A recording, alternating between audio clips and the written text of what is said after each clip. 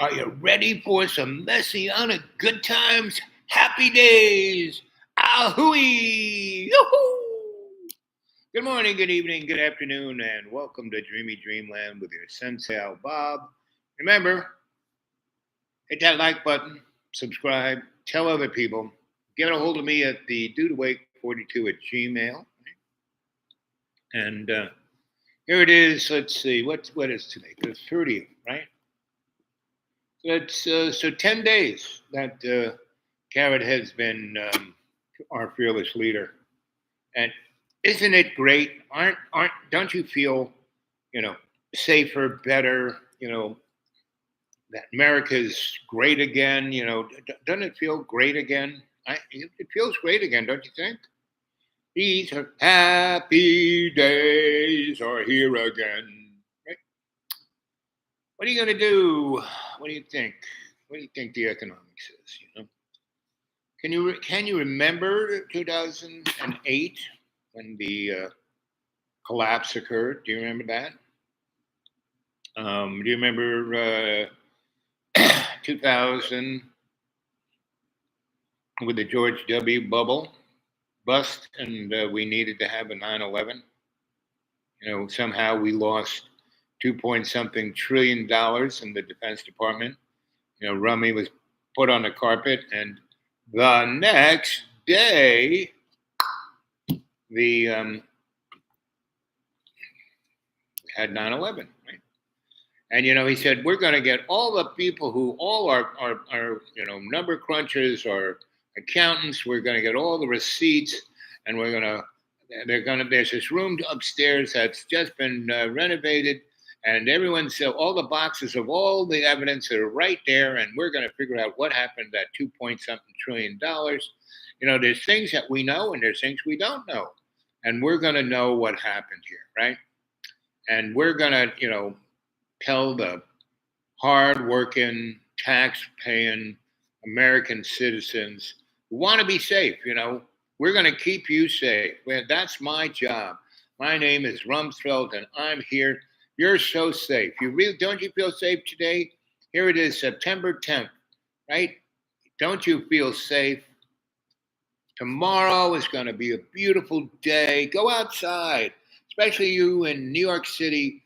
Go outside and go downtown and go up on that World Trade Center on that observation deck and just see what a beautiful day it is. That'll be 9/11, right? Get there before the doors open at 8:15. So make sure you get up there before 9:15. And it's another great day in the neighborhood, don't you think? Good morning, good evening, good afternoon, and welcome to Dreamy Dreamland with your Sensei Al Bob, right? Don't believe a word I say. This is all just for fun and giggles. And here it is, 333. I love it when it does that. 3 minutes and 33 seconds. Let's change the top chat to live chat. And it is about 8 p.m. my time, Eastern Standard Time. I don't know what it is around the universe where you guys are. We've had some pretty good shows lately. What do you think of the Messianic times, What do you think that is? It's all about Jesus coming back, right? So is he coming back tomorrow? Today I was out and about. I think I told you this earlier this afternoon. I did a little hour or so earlier. Went to visit my old friend, and she was glued to the TV of the terrible accident in Washington, D.C., where a military helicopter basically ran into a commercial airliner that had 64 people on it, and they all died, and the 4 guys on the aircraft, they died too. And it's interesting because 2 days before that, in the flurry of executive laws being thrown out there, one was to get rid of all the DEI, everything in the military, and this guy, he's kind of interesting. You might find him. Let's talk about the facts, and let's talk about Donald Trump's awful cover-up attempt inside the Oval Office, caught on camera. Now, what we're learning from the New York Times is that in Washington, D.C., at the time of the horrific and tragic plane crash, staffing was not normal at the airport tower, according to a preliminary FAA report.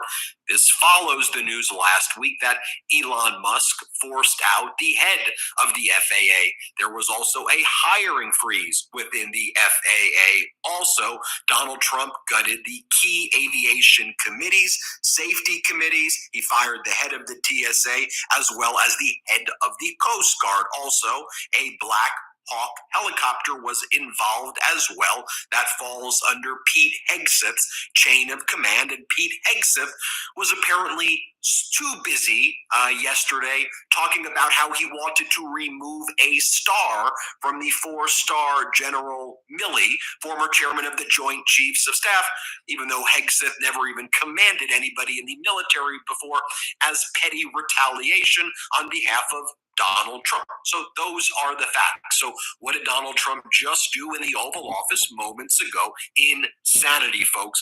Donald Trump signed an executive order blaming former President Biden and DEI for all of the flight dangers that led to the tragic crash. Folks, this is as banana republic, dictatorship, authoritarian crap that perhaps you wouldn't even expect of Kim Jong-un. But it is here in the United States. We will report on it. Here's what happened. Let's play the clip. Sir, thank you. Second for your signature, we have a presidential memorandum titled Immediate Assessment of Aviation Safety. In light of the damage done to aviation safety by the Biden administration's DEI and woke policies, what this presidential memorandum orders is for your Secretary of Transportation and FAA Administrator, in this case, acting FAA Administrator, to basically ensure that we are actively undoing all of that damage, that we are assessing how much damage was done, and that we're ensuring that people hired within the FAA, in keeping with your memorandum of January 21st, are only the most outstanding, capable people for the jobs that they're being hired into. In other words, competence. Yes, sir. Elevating competence over everything. Now, let me show you what Donald Trump posted, though, on January 22nd, 2025. Fact sheet. President Donald J. Trump ends DEI madness and restores excellence and safety within the Federal Aviation Administration. He's saying it's been restored. Oh, there he is. What I see happening You snuck right in. is over. When did you sneak into? Did you just come through the window? I just listened to you live. Well, how you doing? Well, the psychiatrist says I'm doing really well. And boy, remember, carrots and apples. Yeah, No more candy. I'll cut the pop out. Good boy. Yeah, I was proud of you at dinner. I helped you out by drinking your bottle. Yes. Your old lady wants to kill you. She keeps putting a bottle there. Yes, that's true. And Louise, would you put it on there? Yeah, when I poured it together, she's not a big fan of that mixing thing. No, that's out of the line. No. Well, that's okay. It's fine. Well, it's really sad. She was glued to the TV on the airplane crash. She's telling me that. She's just parroting what the morons are saying on the TV. It's not even. I mean, that's one of the little things I'm very aware of, know about. When I was a kid, there was an airplane crash in New York City when the 707, the big Boeing, just came on, and I don't know if you remember the big colored aircraft that had big fins. 400 people, and most of them were kids on the ground because the airplane plowed into a public school when the kids were in the back playing, and they all burned to death.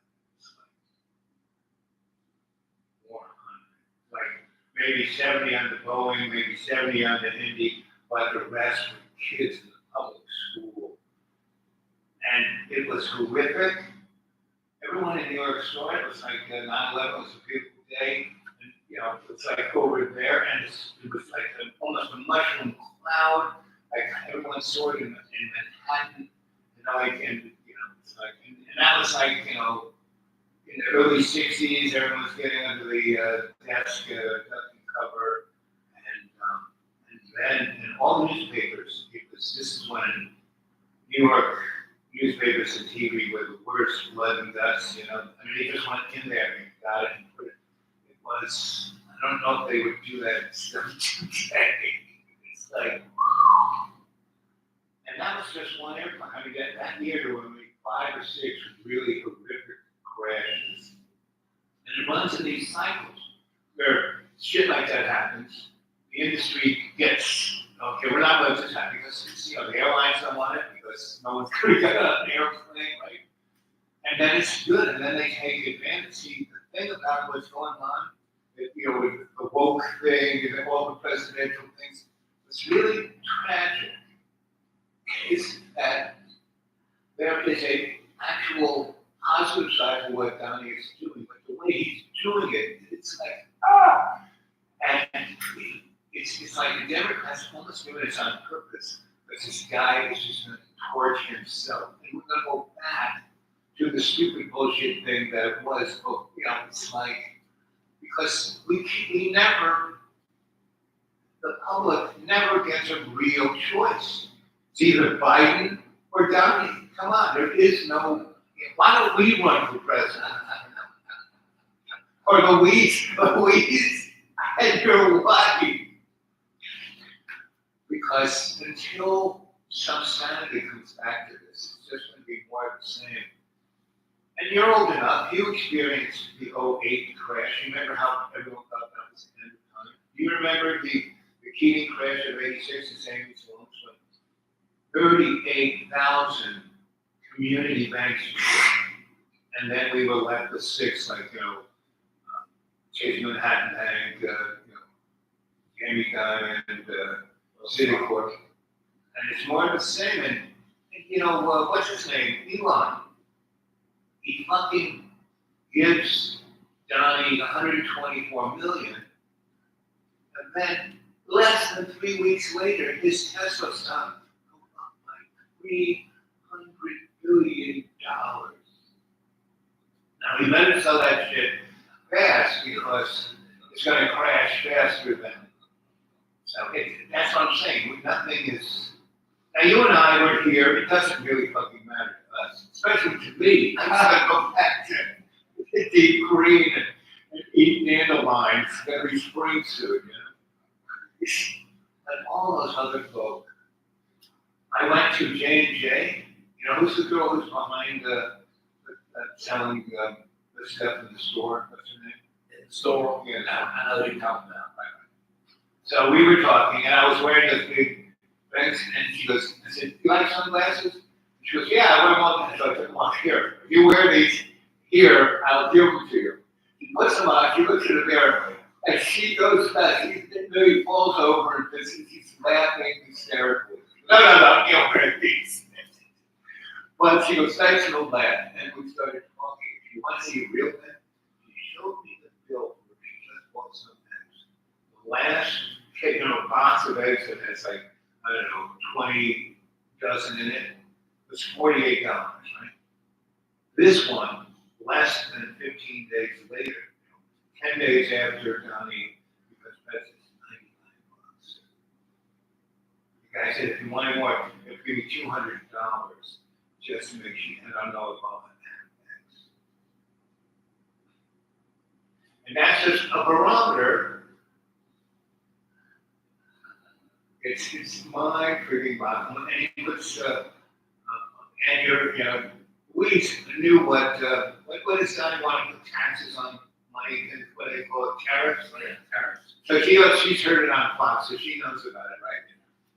And if he starts doing that,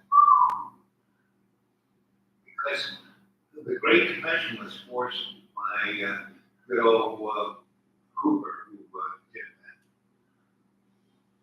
like, it's not like rocket science. You don't do that. It's like, so there are other people over here. It's like Joe Kennedy became the richest. He became the Elon Musk because he realized this was going to happen. As soon as, what's his name, was putting tariffs on stuff, he sold everything he had in the New York stock market. He got gold for it. Got a few pennies less, but he got gold. And then the crash happened, and he bought up everything. And him and who's the other guy? The guy who bought oil guy, not Rockefeller, but Getty and him bought up all of the oil, and all of the steel, and all the real estate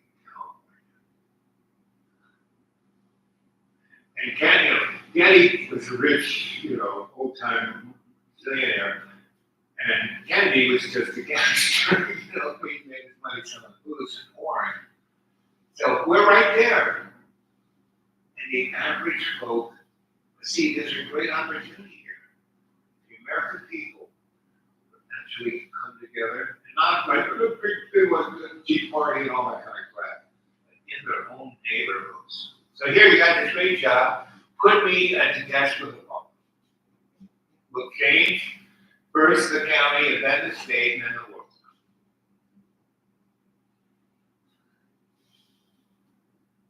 Can you do that? Yeah, tomorrow. So you're having a good time. The kids are good. Well, there's 270, 13, 14-year-olds. And that's just the right number. Not too many, not too few. A lot of things they do good. They come right out of their room, they go to the next class, they stop at their locker, Don't throw spitballs or. they carry their books on their back. Okay. Can you imagine John Wayne carrying books on his back, being six like that? And off I come over. If I had to look to pick out an athletic team, soccer or something, there's not a kid out of looks that you can say, boy, he's gonna be special. I'll come forward that somebody's been there, But this bunch is, You know why? Because there was nobody like you in their grammar school getting them ready to go to middle school. well, that might be a little true. A little true.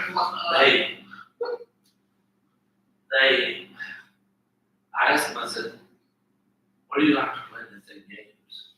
Me. On the computer. And I You don't asked hunt or fish or do any of that? Now that I've talked to him, one of them, he's threatening this little boy.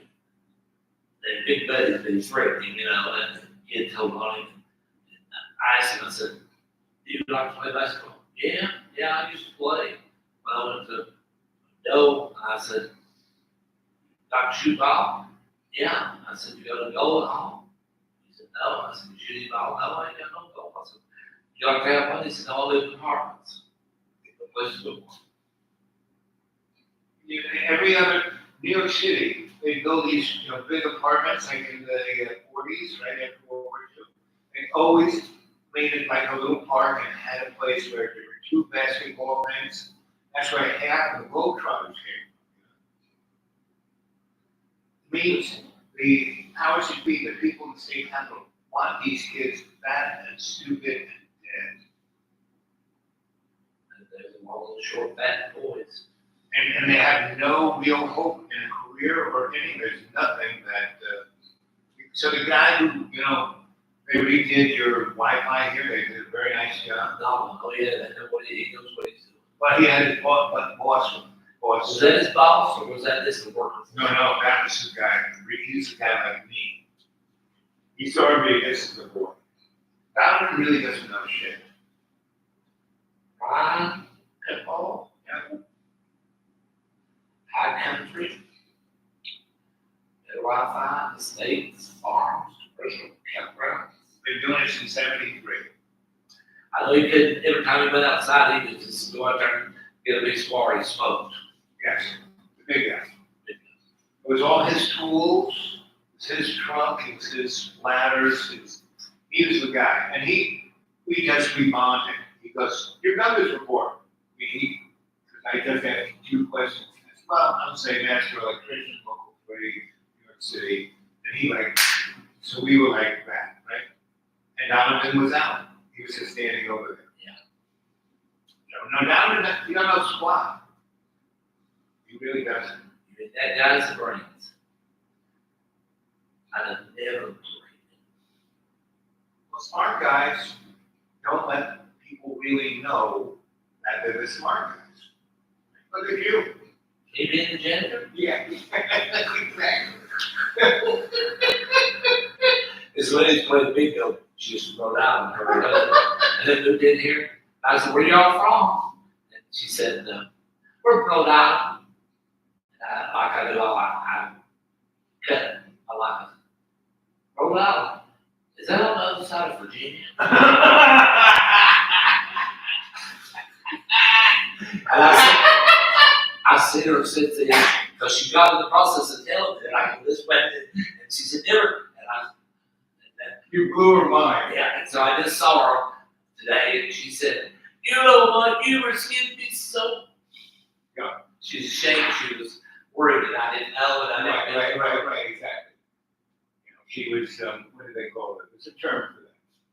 Patronizing. That's what they call it. Yeah, that guy's stupid.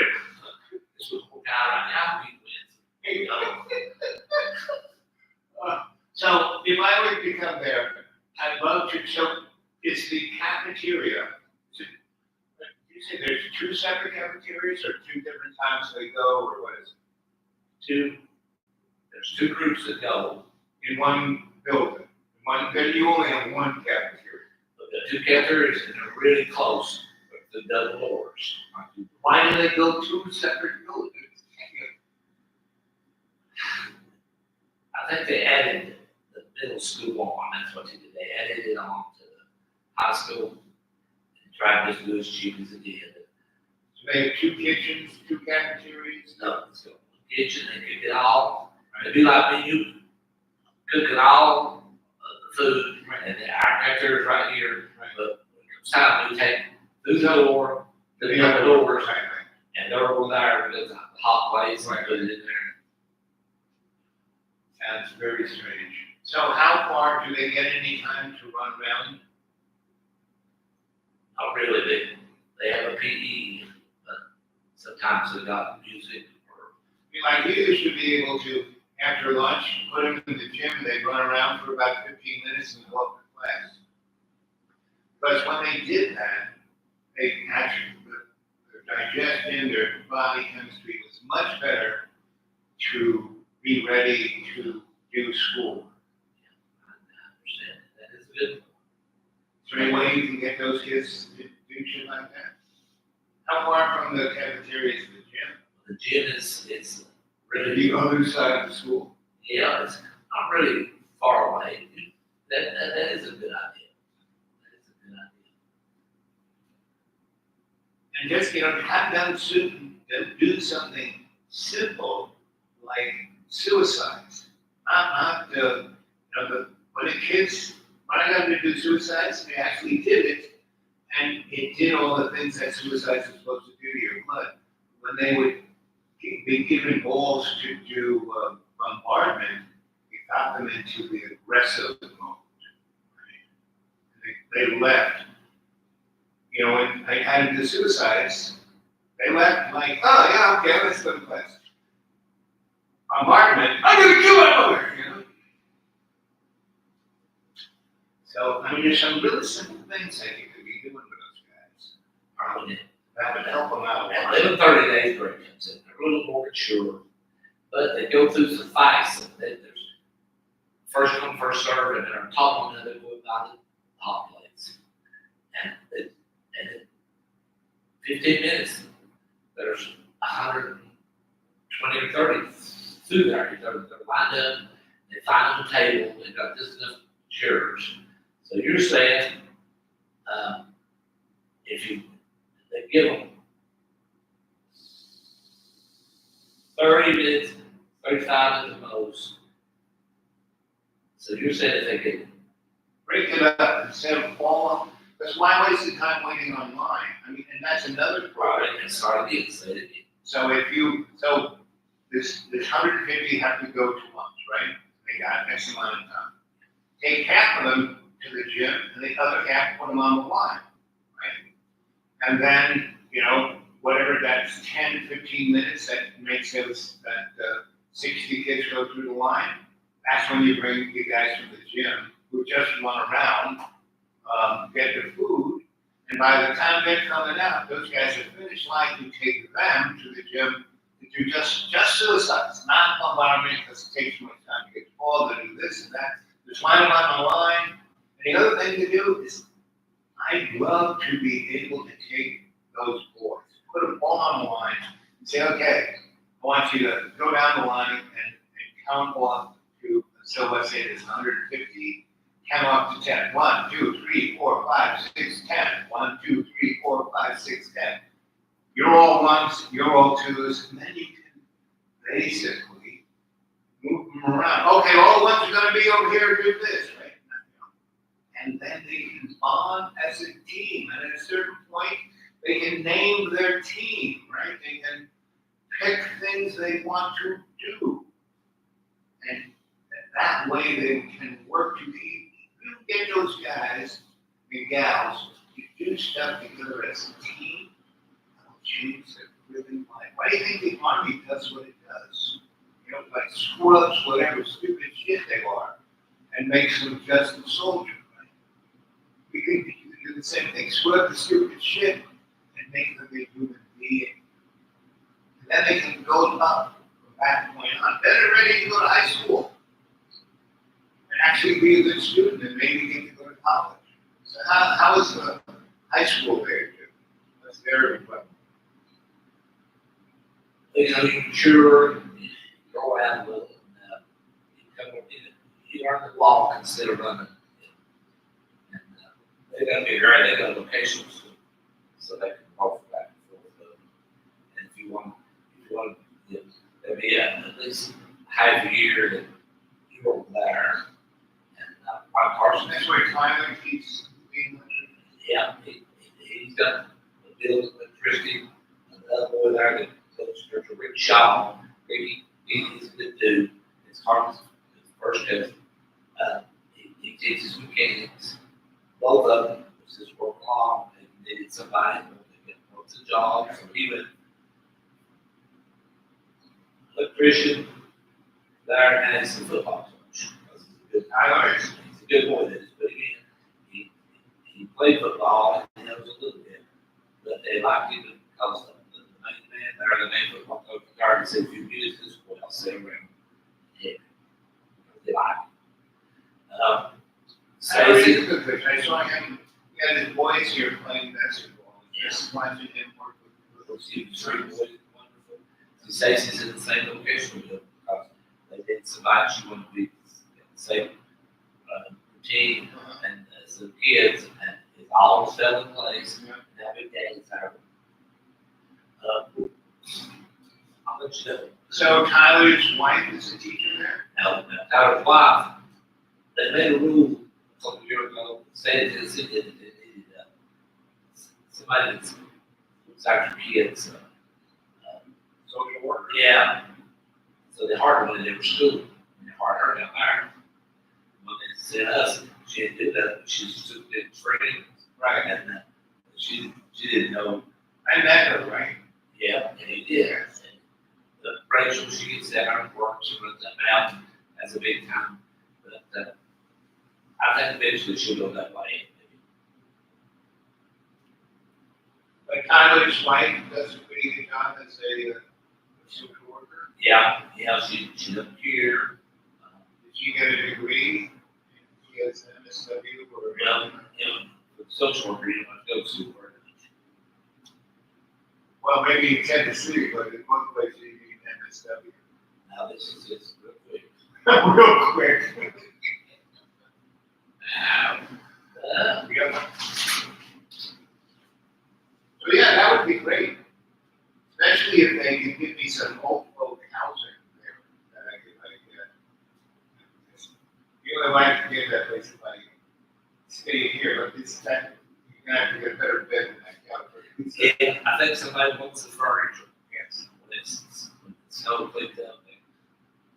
One of the guys said he found somebody in the furniture. Well, you need everything else with the couch. The couch is a marquee though.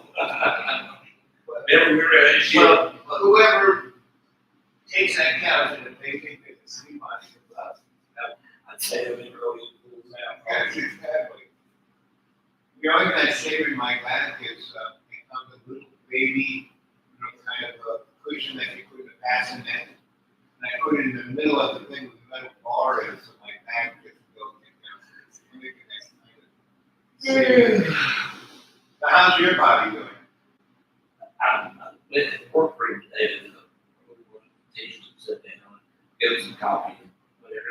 I have sizes for them. And I said, this lady, I said, I've got been asking you to look, usually massage about the surgery. Yeah, chair. Feels the chair. You sat in it? Yeah, I turned it on. Oh, it's tricky on the down Oh, side. yeah, those Japs make, it's one of those, Japanese have really good massage. Where the thing all kind of rolls up your back. This mat, whatever you put over it. Yeah. It was it does it for you?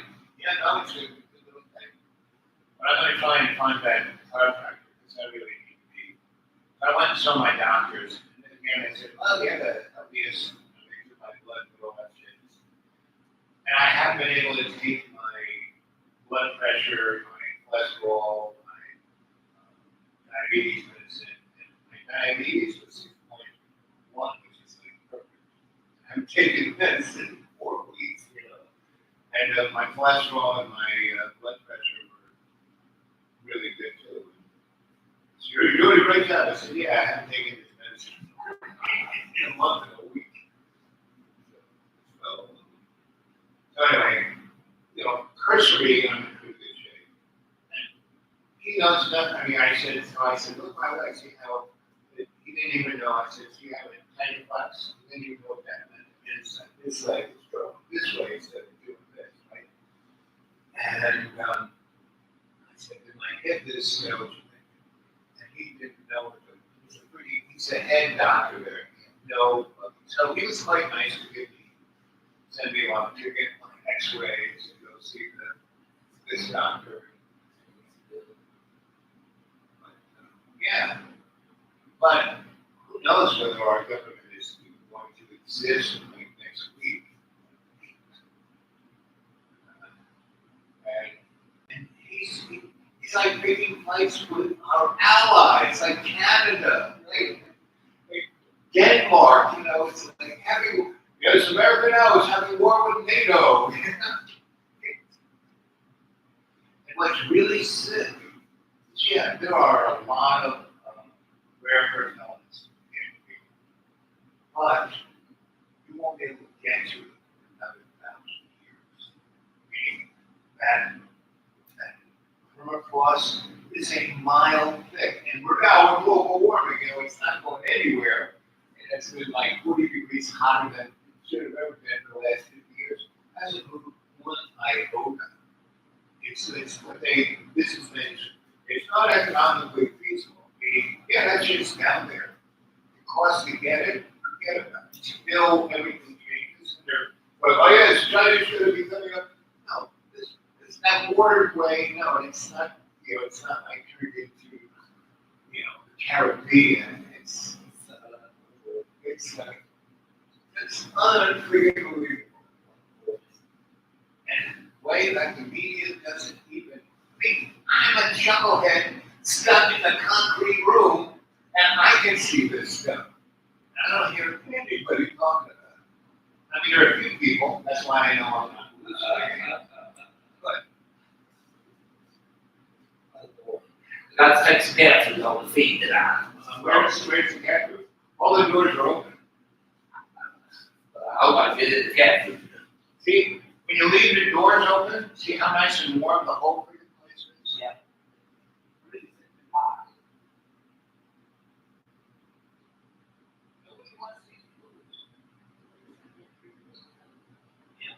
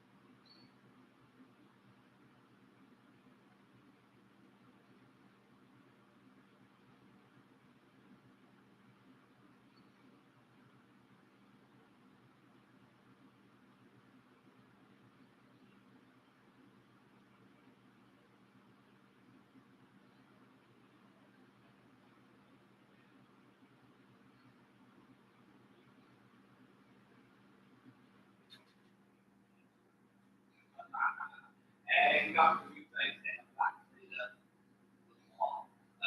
Tell all the girls I said hi on YouTube.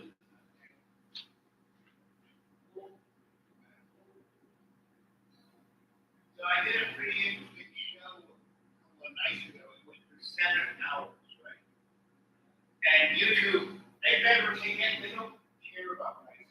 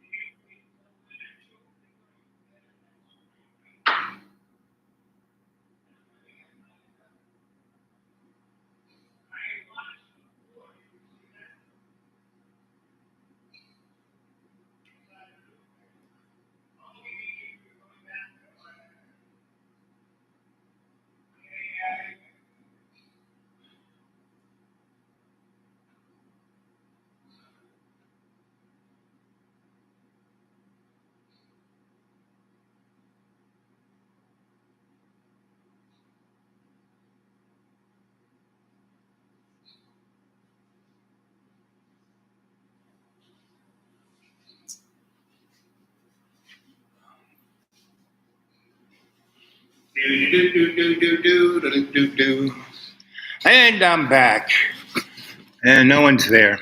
So you didn't like our little conversation? 38 minutes. Okay, let's see. Let's call somebody. Boom, boom, boom, boom, boom. Do-do-do, do-do-do, do-do-do, do-do-do.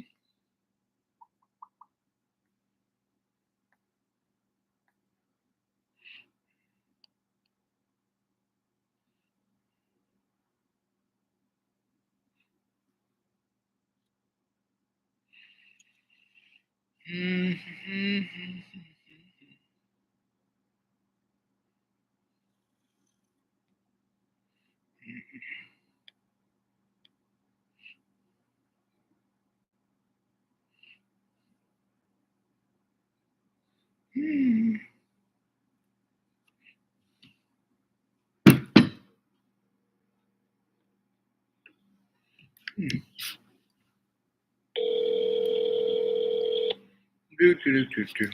Hello? Hey, handsome. Hey, Al. Oh, what's shaking? Oh, You enjoying the never-ending chaotic carnival? yeah. What do you mean by that? Never ending. Well, Donald Trump is the gift that never quits giving. I was just reading that he leveraged the Israelis. He wants all 3 phases to be completed on the ceasefire. That was encouraging. Okay. The problem is that he's deceptive in what he's doing. Well, yeah, no kidding. People pick up an action like ethnic cleansing of Gaza and run with it and don't know what the fuck they're talking about. What do you mean? That's the problem I'm seeing. What do you mean? Well, they think it's all in the letter. They don't understand it between the lines. Okay. So he wants to, clean out all of the Gaza Strip and make hotels on the beach and move all the Where'd you get Palestinians. the hotels from? I mean, why are you making that up? Because that's what he said. He said this property is really valuable. This would make great. He didn't say anything about hotels. Sure, he did. Last time he was there, when he, put the American consulate in Palestine and gave the Heights. He basically said, yes, well, look at the Gaza Strip. It's right on look at that, shoreline. That's a high end. That would make great condos and hotels. No, you're talking about Kushner. No, I'm talking about Donald Trump said that when he was there. Back when he moved the embassy. Yeah. When he was there, Well, it escaped me. Right. Well, yeah, I mean, it's real simple to do. Google it. What did Donald Trump say about? What else did he say, or just add some flesh to that? What I remember him saying when he moved the embassy, he was saying, "Look, don't get your hair on fire." Okay. I got Google right here. Hold on a second. I got Google right here. I'm just going to ask Google. Google, what did Donald Trump say about the Palestinians being moved out of Gaza? Okay, got to put my glasses on. Let's see. Trump doubles down on proposal to move Gaza, insist Egypt and whoops, stop that. That's not it. Trump wants Egypt and Jordan to take Palestinians from Gaza. That's not it. Trump repeats suggestions that Palestinians should leave totally from Gaza. Trump says, Trump repeats suggestion Palestinians should be moved completely from Gaza. That's correct, but that's not what you were talking about. Trump says he wants to clear out Gaza completely of all Palestinians, send refugees away from the Gaza Strip. But that's also true, but it's not what you said. Trump wants Jordan and Egypt to accept all Palestinians.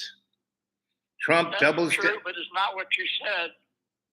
Well, let's see. Okay, but you said he talked about it back there when they moved the embassy. Right. So okay, I'll go back to that. What did Donald Trump say about hotels and condos in the Gaza Strip?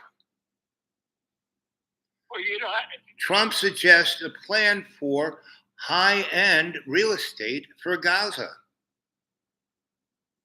President Donald Trump indicates Saturday that he spoke to King of Jordan.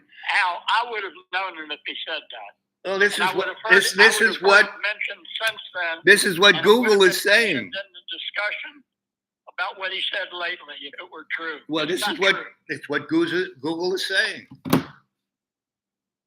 What? I just read what Google said. Google is, the oracle of all things truth in the media. Now, what are you saying? I said everything that I spoke to you came from Google. I didn't make it up. Well, but it was not relative to what you said. It wasn't something he said when he moved the embassy. He said it about 4 days ago. Okay. So what's the difference between what he said when he moved? Okay, let me ask Google. Google, what did Donald Trump say about the Gaza Strip as real estate value back 4 years ago? No, not 3 days, 3 hours, 3 days, 2 days. Let's see. What did Donald Trump say 6 years ago about the Gaza Strip being real estate valuable? Let's see. March 19th, 1,019 displaced shelters, a Gaza town. No, that's not. From Trump's official calls to Gaza's waterfront property. Okay, here we go. Breaking up. Okay, how about now? Can you hear me now? Can you hear me now? Can you hear me now? Breaking up. Okay, I'm broken. Let's see.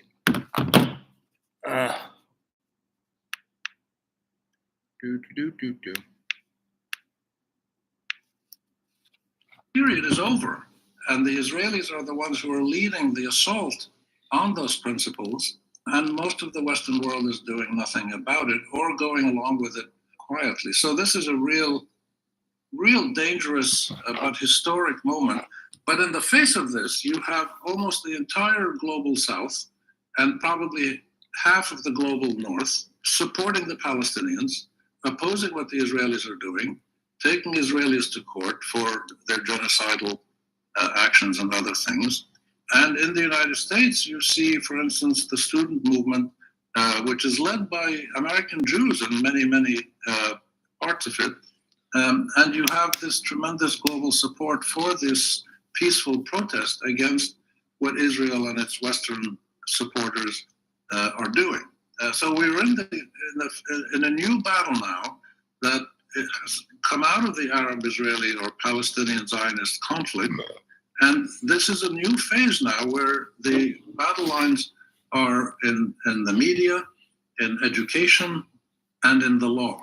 And this is really a fascinating and important phenomenon because it's in those areas precisely where Zionists don't have the advantages they used to always have in the legislatures and presidential offices in the Western world. You know, the Zionist lobbying effort, which succeeded amazingly to create a Jewish state in a 93% Arab land.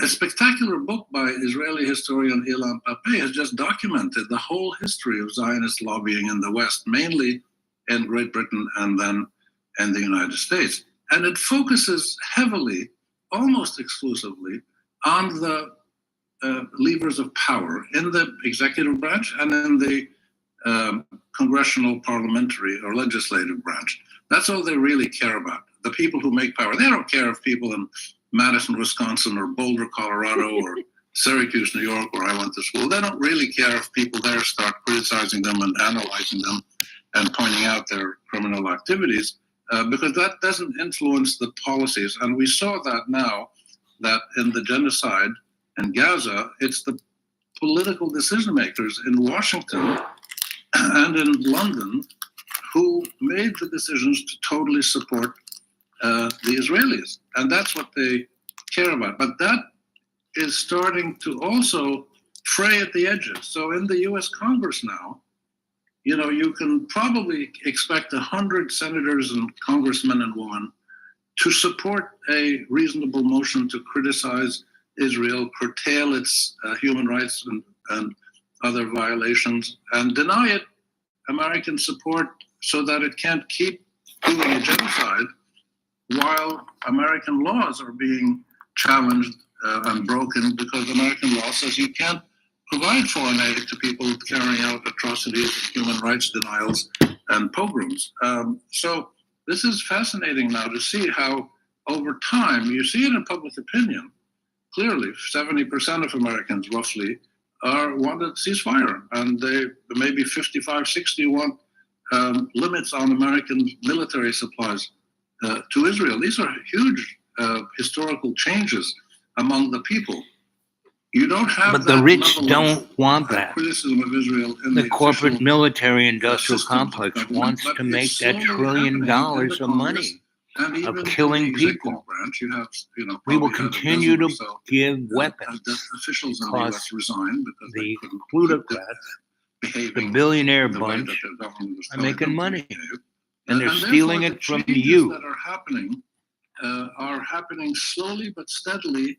And more importantly, they're being led in many cases by this young guy American talking Jews, is a neoliberal and they're spreading all over the world. And this is a slow process. It takes time to mobilize people to be able to pressure officials to change policies. So that's a long answer to your short question, but there's so many things happening at the same time that it's important to try to, I think, understand them in that. So what do you complete folks think out there in YouTube land? The Israeli response Here's almost David, my buddy David. automatic to these criticisms of what they're doing, what their policies are in the Arab Middle East and specifically in Palestine, is that it's all self-defense. We're surrounded by enemies who wish us harm, and any state would have to protect its citizens. That's their line. Put yourself in their shoes for a second and sort that out. This is a line that has emerged really since the Holocaust and the creation of the State of Israel. Before that, when Zionism started in the late 19th century, very few Jews supported it, but enough of them did, and they were good enough at lobbying British officials initially to make progress and create a Jewish state in Arab Palestine.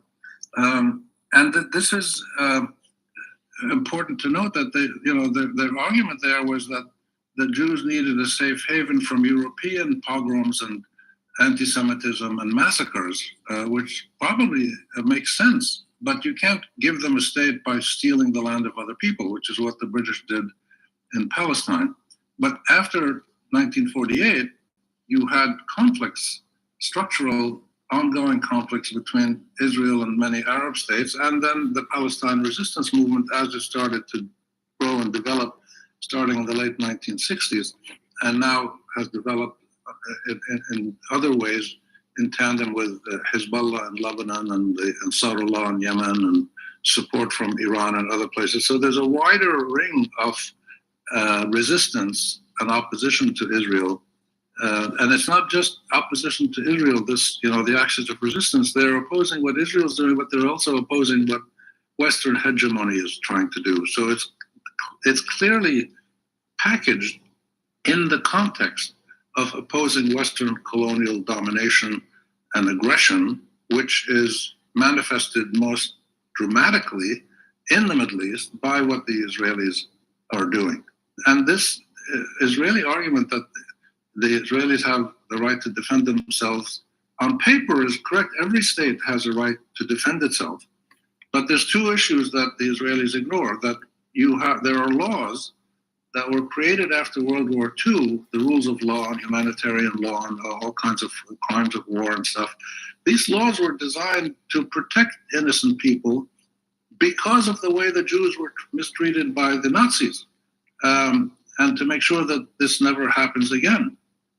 The other point is that just as Israel has a right to defend itself, so do Palestinians under occupation, so do Lebanese, so look at all the people that Israel has attacked in the region, and they all have a right to defend themselves too. So this Israeli double standard, or the Zionist, let's call it, because not all Israelis support this, but the Zionist double standard of Israel having the absolute, pervasive, and eternal right to use any force it wants to attack any group or person or country it wants in the region or further afield by assassinating, people in other countries, that this logic of Israel has reached an extreme now that it is starting to generate criticisms around the world. And slowly you're getting situations where legal efforts are taking place in Europe and North America and other places, making it difficult for some Israeli soldiers and officials to travel. They're afraid to travel because they're going to get arrested and sent to the International Criminal Court. So the idea that Israel has a right to protect itself is true in principle, but in practice, it is used as a vehicle to assure perpetual racist apartheid savagery that has now reached the level of the United States, England, and other Europeans have been supporting. Israel ain't going to do this all by itself. This is a hegemony of the North, the League of right? Nations mandate that stealing came into everything force from the South, in Palestine, calling whereby themselves the superior. British got the League of Nations to create a mandate for the British to run Palestine, and in the mandate was embedded the Balfour Declaration of 1917, which said that Britain will help pave the way to create a Jewish state or a Jewish homeland. Corporate And warfare. that Of was course in it is. Well, 1924. how, I And just here we keep are, going just after on and on 2024, about 100 how years this later, is a script. We've seen the Very few consequences people of this. It really, took a long time really for the Israelis speak to reach a to what's level going of on. savagery I try to. and I do my aggression best. against people all over the region. But And so David domination Bonsignon, over he has a Western show called Alternative Radio. constitutional systems And this of guy right governance, here is a whereby the classic Israelis, through their neo-scholastic. very astute and aggressive Right? lobbying, which And includes what he is enticements and talking, threats everything and you other say, things, 13, where is they could 100%. But people you have like to realize Joe he's Biden and got Kamala these to scholastic join the glasses that's and to supposed to celebrate like make savagery, him to whatever say he that, says. they This will is always what's true, support right? Israel, whatever it does. And even though and this he's is why neoliberal, Kamala right? Harris, in her incompetence and lack of humanity, lost because she was seen to be by Americans, not just Arabs and Muslims, but by many Americans, she was seen to be part of the genocide. Of course she So was. It was again, done that on argument of purpose we so have a right to Donald defend would ourselves, win, and then he could is roll good over the for clown public show relations because it was when you're designed. appealing to Donald, people who everything he's don't know done for the anything about last the 10 region, whether, days, in he's different going to parts of keep Europe doing or the more US and more of this in rural neo-insane communities, clown small party towns, to where people just don't freaking follow destroy these the issues. They don't know the United facts. States. We're going to And have therefore, an it economic sounds collapse great, bigger than to say any. this. We They say, think, oh, yeah, of 08 course was you have a right big, to or defend yourself. 86, the But savings then and the loan critical collapse, point to or keep the your eye on dot-com is bubble. the officials No, buddies, in, this is going to you know, be worse Colorado and than San Francisco anything and people, Kansas and makes Pennsylvania, all believe these of what the officials who Great represent Depression their was. American People, constituents in half of Congress, America is going to how are they starve. voting? And who are they getting money from to run their campaigns? Old And if they McDonald had a criticize farm, Israel, yes, who and is it was supposed called to drive them out of Congress? Animal And Farm. this is the Remember that dynamic book? that now has reached a serious new peak. 4 And we feet saw good, several 2 of foot those people bad. lose their seats, in And the primary pigs started because walking through on their AIPAC, hind the legs. big Israeli lobby in the U.S., the American Israel Public Affairs Committee. The Israelis attacked G.I. Joe. electorally and financially 2 or 3 people like So how do we Bush get and others, this? and they lost. This When happened things before. are You so go back to obvious, Paul and Finley yet the and majority of the Pete McCloskey population and Chuck doesn't have Percy. a There's clue other because they people don't 20, want 30, to 40 deal years with it, ago in Congress right? They who don't want a similarly, real when they dared to life, speak out, right? even mildly I was living the hedonist top of the heap. I was working for that one half of 1% who were just freaking nuts. Not enough to hire me to fix their problems. It's like, really? Executive in Washington. And so after 15 years of doing that, I gained 240 pounds and died. Right? But God wasn't done with me. I had to come back here. I lost, 260 pounds. I'm down to I kind of swarm between 195 and 220. And I was just at the doctor's yesterday. And again, he said, "Oh, you're the healthiest dead guy I know." I mean, I had all those blood panels done, and I've got no real disease, but my whole body is just broken. To support that, they don't want to be organs work great, though. These incremental changes, and yet no one. So I talk to everyone there. I read them like a book. And they don't want to hear about how to have a better life. They just don't. They want to go to church, or they want to do drugs, or they want to do, they just don't want to be a real, loving human being. But there's also increasing demands at all levels of government and society that the Palestinians also must have their state with equal rights to the Israelis, not subsidiary or secondary rights. If they behave, they get more land or something. That was tried in the past in Camp David and Oslo. No, it doesn't work. The trend in the 13. United States Who's and Mel many Robbins? parts of Europe is to demand equal rights for Israelis and Palestinians. But Okay, enough of political this guy. leap. Okay, enough. No, that sounds better. Sounded. There's Janie. So I mean, like I said, we are in this total surreal yaya land where it's just, this guy I like this guy. Judeo-Christian values is an oxymoron. I mean, it would be like if you called the NAACP and the KKK sister organizations. Hitler didn't come from Baghdad. The Nazis weren't an anomaly in Western Christian European history. The Holocaust was a crescendo of anti-Jewish hatred that had been building in waves in Europe for centuries. Christians like to use the term Judeo-Christian because it obscures the vicious, relentless, long history that they have of anti-Jewish hatred. And Jews like to use the term because they're well aware of that history and they don't want to see it repeated. So it's an oxymoron, and everyone knows it. Judeo-Christian values is an oxymoron. I mean, it would be like if you called the NAACP and the KKK sister organizations. Look, Hitler didn't come from Baghdad. The Nazis weren't an anomaly in Western Christian European history. The Holocaust was a crescendo of anti-Jewish. You know. Well, here's a good one. Mossad killed Kennedy because they were so upset over what he did to Ben Gurion. There's a very surprising series of letters between Kennedy and David Ben Gurion, not only the Prime Minister of Israel, but the founder of Israel, in which they're very angry letters, in which Kennedy is saying to Ben Gurion, I'm killing myself trying to get a nuclear test ban treaty. I've even got de Gaulle on board, and that's impossible. And you keep testing in Dimona. You've got to stop. And Kennedy threatens him. And he threatens him in such a way that Ben Gurion resigned. And I will tell you, forget Lyndon Johnson, forget the CIA, forget Fidel Castro. The Mossad killed Kennedy because they were so upset over what he did to. I think everyone killed Kennedy, pretty much. You know,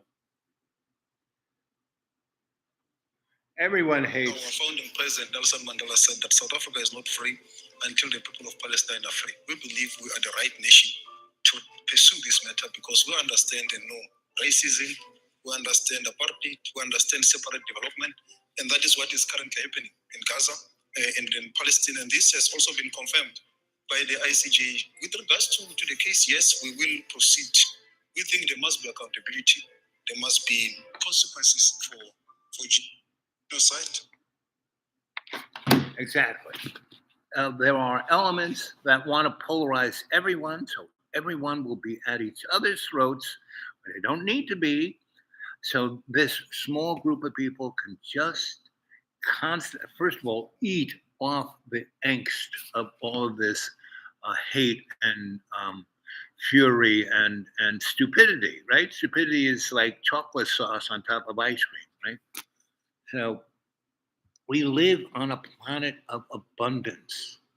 We live in a beautiful, beautiful gem. If you look at the rest of the universe, pretty much there aren't many beautiful places like this, at least ones that we can see in our own little solar system. I mean, I guess if you like breathing ammonia, Venus might be a nice place. It's, the upper atmosphere is sulfuric acid, down below is ammonia, and super duper freezing down below, super duper hot just a few feet above. It's, and you go to Jupiter, the G-force there, we went there, we would be just turned into a splat, right? So this is the only exactly abundance is our birthright, right? And it's being taken away by a handful of really, really sick fucks, and it seems virtually everyone who ends up in politics is one of those morons. I mean, you look at any country that has any kind of resources, like in Africa, you go to any country. If I was younger, if I was 27 now, I would go to Africa as a white boy, right? And basically, I've been all over the world. I've lived in, colored countries. I grew up in the colored country of Harlem and, the South Bronx and Bedford and a number of, real, and down in the deep South, down in North Carolina and, High Point, and where Duke, Raleigh, all that neck of the woods, up there on the beach where Kitty Hawk was, um, in Maryland, at the University of Maryland, College Park, D.C. I was, living in America. Did you hear my Gil Scott Heron show? And so I've been blessed.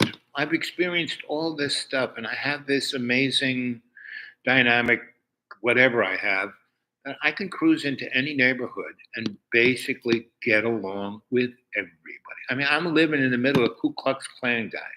This show, the beginning of it, that guy, he is Big Daddy, and yet he really, I've known him now 3 years, going on 4, and all the rest of the, those guys I talk to, and they are always, I mean, they come at me like, I remember I went to a one of these barbecues with all these guys, and they got their guns and their stores and bars and all the rest, and I basically wear women's clothes because they're cheaper at Walmart's when they're on sale. I mean, men's clothes are, they just sell Carhartts. The pants are always $40.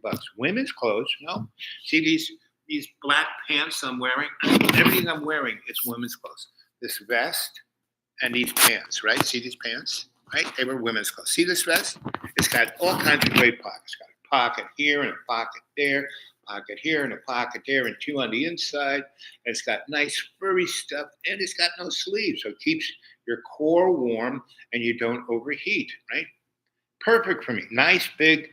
This, it goes up over, when I zip it all the way up here, it keeps this all warm, and it goes below my butt. No, not a single male coat goes below you. It's always right in the middle of your back, so the wind goes right up your back and get pneumonia, right? This, no, perfect. You know how much this thing cost me? $3, right? Brand spanking new. I bought 2 of them, right? Pants, these were $4 a piece. I bought 3, right? It's cheaper to buy these things than wash them, right? And they're really soft on the inside, and they fit me nice. Anyway, so I was wearing these things. Not this outfit.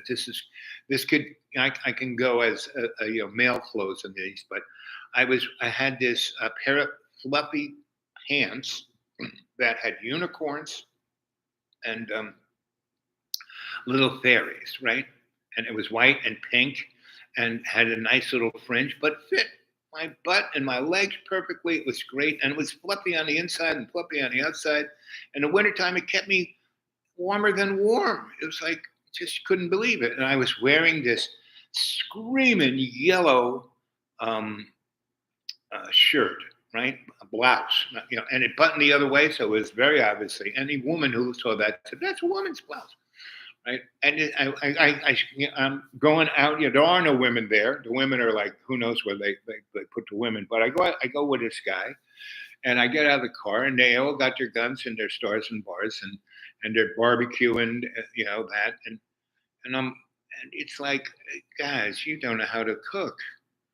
And they were like, what are you talking about, right? And so I said, here, let me do this. And because they were drinking and getting drunk and not cooking, I mean, they're going to eat this raw pork and die of trichinosis, So I basically dug a hole, and took all these there were all these pine trees, and I broke off branches and I lined the hole with that. I just poured the whole thing into that, and then put more, took a couple of bags of coals and put them on top of that, and then put more things. I said, about 2 hours would be ready.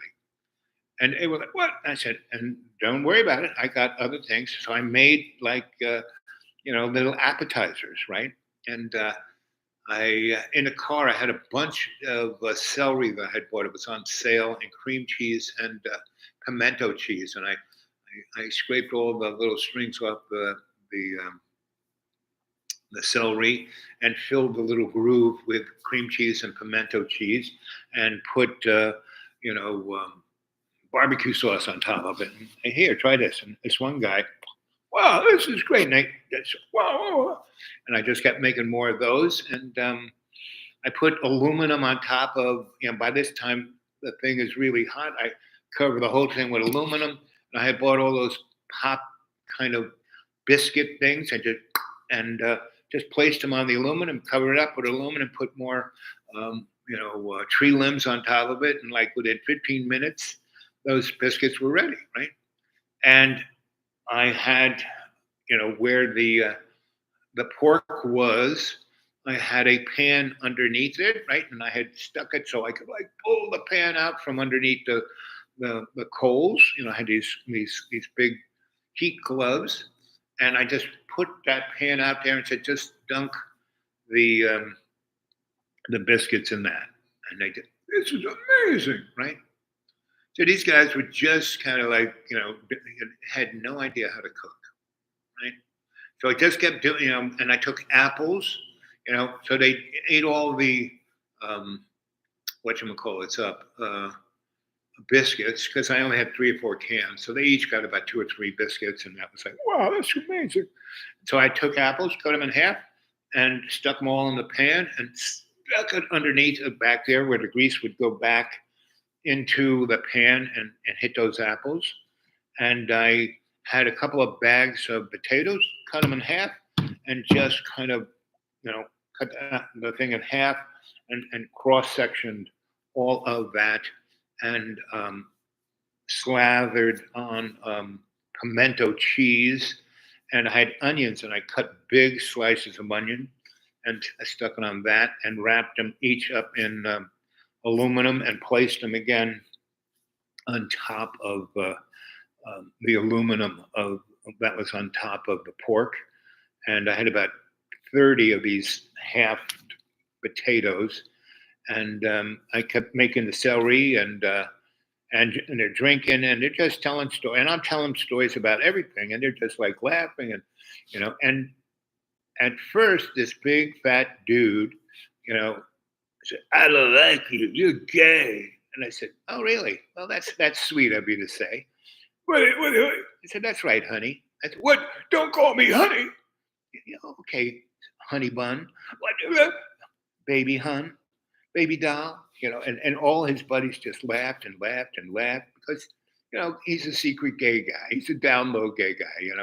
He's like a Johnny boy, right? And anyway, so, "I'm going to kill you." I said, "I don't think you want to, because you're the fattest guy here, and you ate, 10 of those biscuit things. You're going to love those potatoes, right?" And he's just like losing his friggin' mind. But he came out the other side at the end of dinner. He goes, "I really, really," he said this, "I really, really respect you." Really? From a, hood hanging fat pig, dumb ass, deplorable in a basket, but he's not. He goes, "Actually, I like poetry." When you were saying that you were, Allen Ginsberg's roommate, one of the first books I read was Howl. I said, "You read Howl?" He goes, "Yeah," and he could quote parts of it. That's what I'm saying. Most people, just patronize and prejudge each other without having any idea who they is, right? Now I could read that guy when he said, "I hate you, you faggot." I said, "Okay, honey bun, sure, sweetie pie." And a third of the guys there already had known me through my friend. I had already hung out with them, so they were just laughing. They weren't ready. "Yeah, he's gay. Let's kill him." And I wasn't scared of anything. Right? They all had guns, not a gun. And a couple of times, so I was when they ate all that food, they were like, "That's it. Al's going to be the chef." Right? So every time they had one of those things, and a couple of those guys were actually pretty good fishermen. I go out and fish with them. Right? I'm not a great fisherman, but they were. So I would just go out and meditate, and they would catch more fish. Right? No fish would bite because I'm like the non-violent fisherman, so the fish wouldn't bite my hook, but they bit the other guy. So I would then cook the fish, and that was. So one time I did a cookout with the fish, and I brought all these paper bags, and I basically seasoned the fish up and put them in, deboned them, deskinned them, and put them in paper bags. And then started a fire, got it into coals, put branches on top of it, put the paper bags on top of that, and they go, what? Huh? I said, this is how it works. Fish is very tender. You can't just put it on the flame. It'll cook it up like that and turn it into shoe leather. Put it in a bag, all the moisture stays in the bag. It gets steamed. And they go, And we're out in the middle of a forest and I do this. And they're like, huh? And they have it. And that was like immortal. I mean, people talk about that still, he put his stuff in paper bags and it. Anyway, particularly lends to generosity, frugality. Yep. Leading people is a tricky role. Yeah, it is. And so I try not to lead them. I try to be a good example. That's what I do. I don't try to lead anybody. I don't want to get up on the rostrum. I don't want to give a speech. I mean, I will if I have to. I have. If no one else is doing it, it needs to be done, I can do it. But that's not my job. My job is to lead by example, right? And not lead, just be the example, And like that guy wanted to kill me, basically 3 hours later, pretty drunk, and after eating himself stupid, he was, and the apples, so after the apples were the last, that was like dessert. And it blew their friggin' mind because they were expecting the apples to taste like pimento cheese, but they didn't. It had this kind of zippy, vinegary, really sweet honey kind of taste. And because I put cinnamon on it and coumarin and a lot of honey and also brown sugar. But the thing they saw me was slathering the pimento cheese on the apples, So. And what happened was they were covered in aluminum, so each apple was covered in aluminum. So the sugary part of the brown sugar and cinnamon came down the bottom and coated the bottom of the skin of the apple. It was like candy. It was, because it cooked, it got mushy. I took them all out, put them on a pan, let them cool down, and that was the last thing they ate. So it's like dessert,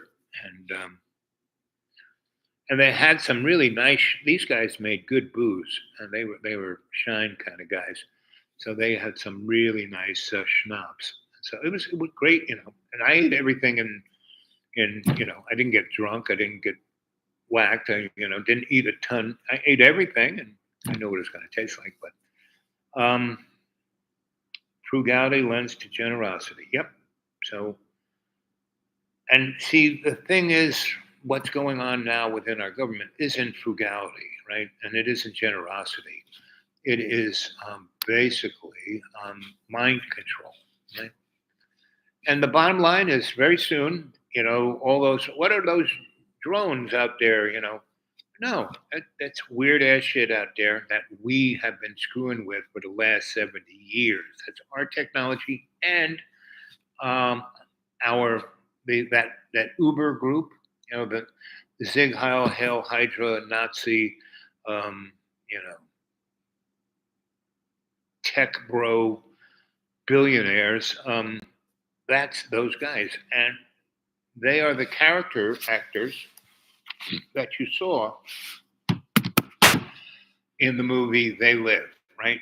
Those creatures that kind of look like reptiles, but really they were humans whose were animated not through the prana of God's love, but by the depth of depravity, of greed, fear, envy, right? So remember when Ruddy Piper put on the sunglasses and see these creatures? Anyway, so that's the world we live in. All the movies are a heads up of what it is, and that's where we're going, right? Now, you don't have to go there. You don't. You can be you are the cadre. You guys show up, and you are doing your best to not go down that path. Exactly. Abundance is our birthright. Leading people is a tricky role. That's why we can't lead. We can only be the good example, right? And that's why you have to have conscious intent in everything you do. Because then it's like it's the safety net. You do that. I've been in some like dealing with those guys. Now, my friend, I went with him. He's Big Daddy, so no one's going to kill me. I know that. And everyone pretty much, I've been there already 20, but when I went to that event, I'd already been here 15 years. And so I wasn't always here. I mean, I hadn't died yet. And I was bigger than they were. I was bigger than a sumo wrestler.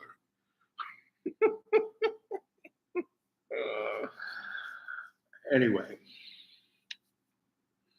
let's see. What else you guys say? Frugally lends to generosity. Do, do, do, do. I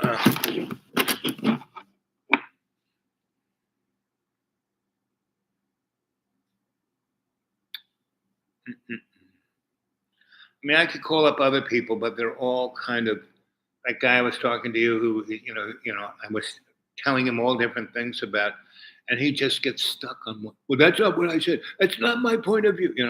You're not listening to me. He doesn't want to have a conversation about the big picture. So why waste my time with him? I mean, sometimes it's fun just to torment him. I'm a big fan of Freudenstein. Let's see. Oop, oop. There's a boy.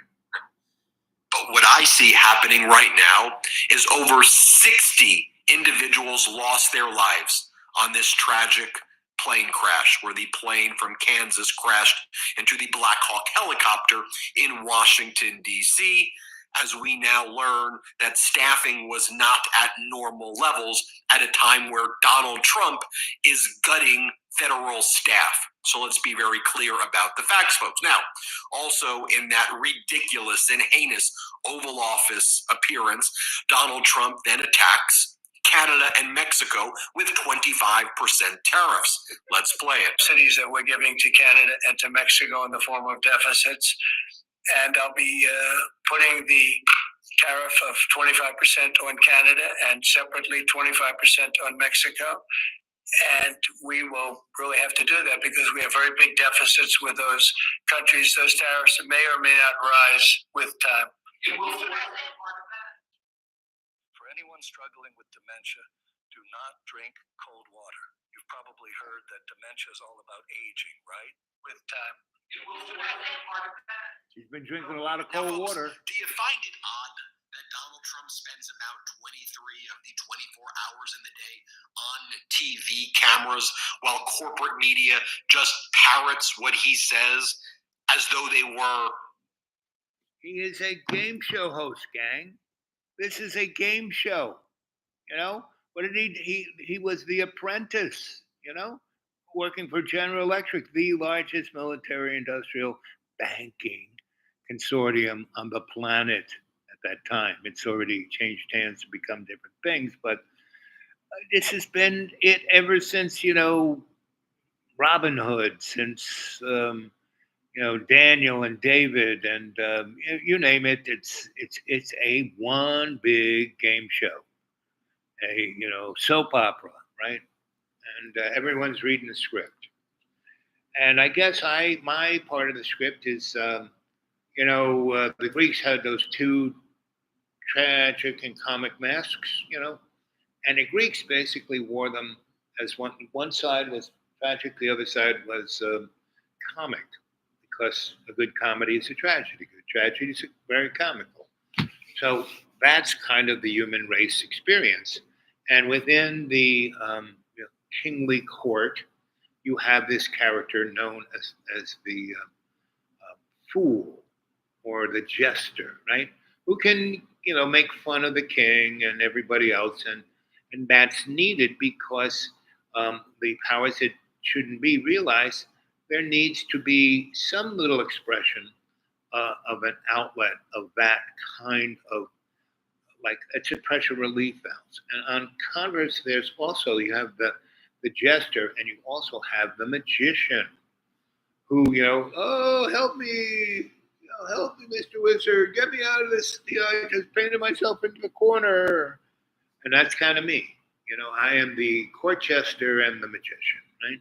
That's why I'm a psychosocial cultural forensic anthropologist. And they say, what's that? And I said, well, I'm really a shamanic psychosocial cultural forensic anthropological alchemist. What? Fragility lends to frugality lends to generosity. Very good. I like that. I'm writing that one right down. Leading people is tricky. I love that word, tricky. I love words that are like, you kind of know what it means, but you have no idea. Like, what does tricky really mean? Right? And to have it as a role, right? What is that roll? Is that like rollades? Is that like, a buttered roll, or, am I rolling down the hill? Am I funny? Do you find me funny? Ha ha ha. Yeah. Frugality leads to generosity.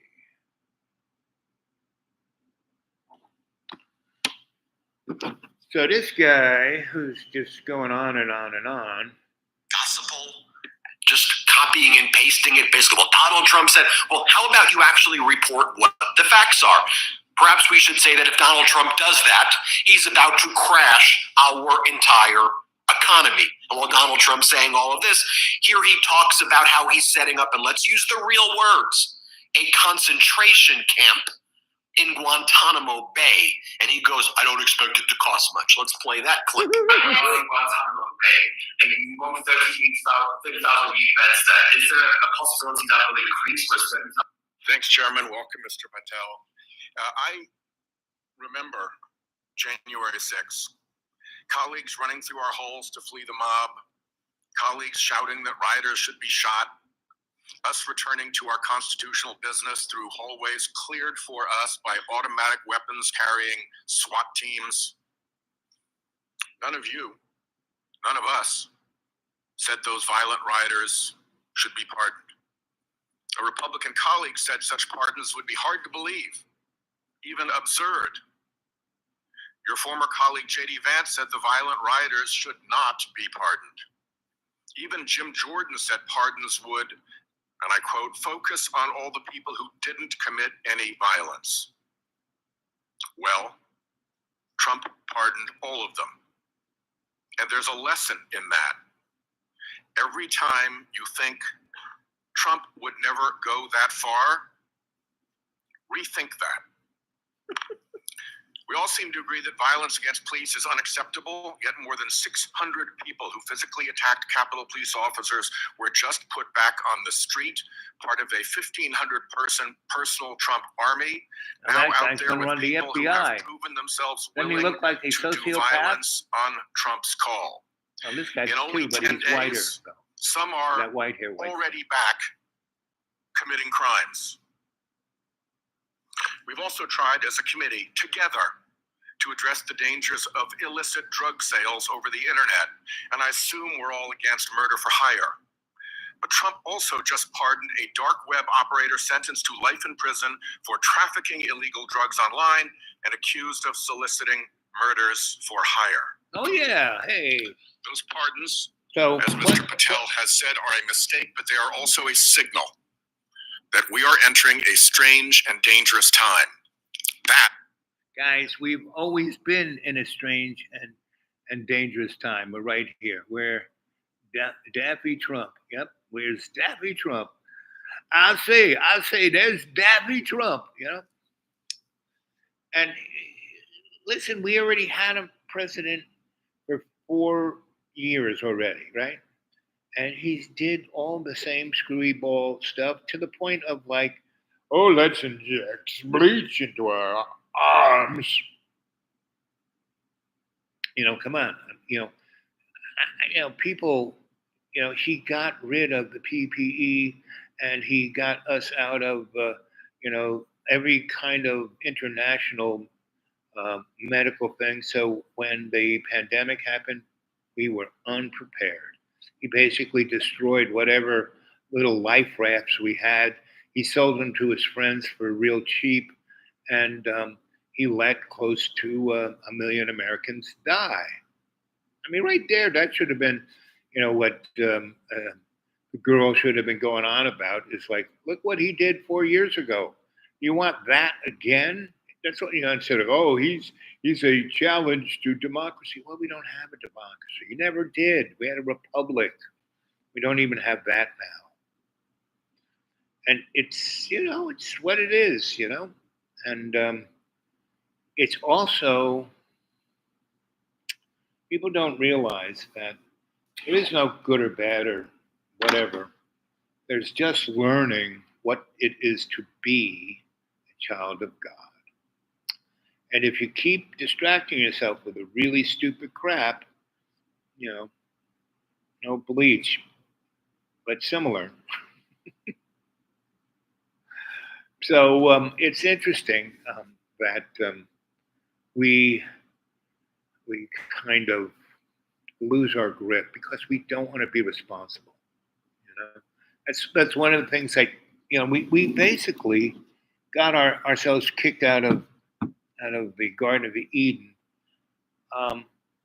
because if we had stayed there, everything would have been rainbows and unicorns, and we would have done nothing with it, right? With the opportunity.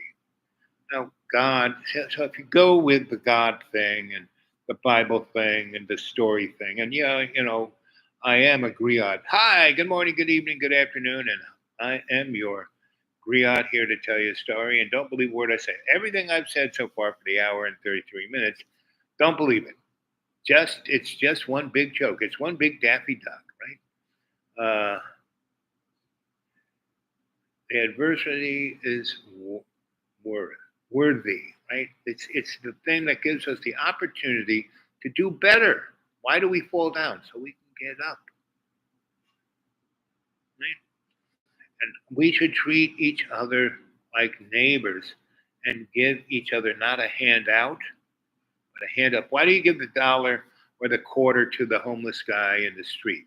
So he doesn't bother you, right? It's a small price. That's why you give beggars alms, so they leave you alone, right? The thing is to give them a hand up, right? So here, at the non-disclosed Happy Land, we help a lot of people out here. But we've gotten into this habit of just giving people socks and underwear and shirts and coats. Yeah, it's cold. They need that shit. Yeah. But I am pushing to assist everyone in the dynamic of a hand up, not just a hand out. Right? So that, I'm not on the board. I'm not, but I help put this, this thing when I've been talking about this thing for 12 years. We can't do it. It's too hard. Blah, blah, blah. I just kept talking about it. Look what's going on. Oh, that'll never happen. We've been doing this for 120 years. And nothing's ever going to change, And like in 6 years, this place is like, it's a different planet. And they don't want to, it's truly.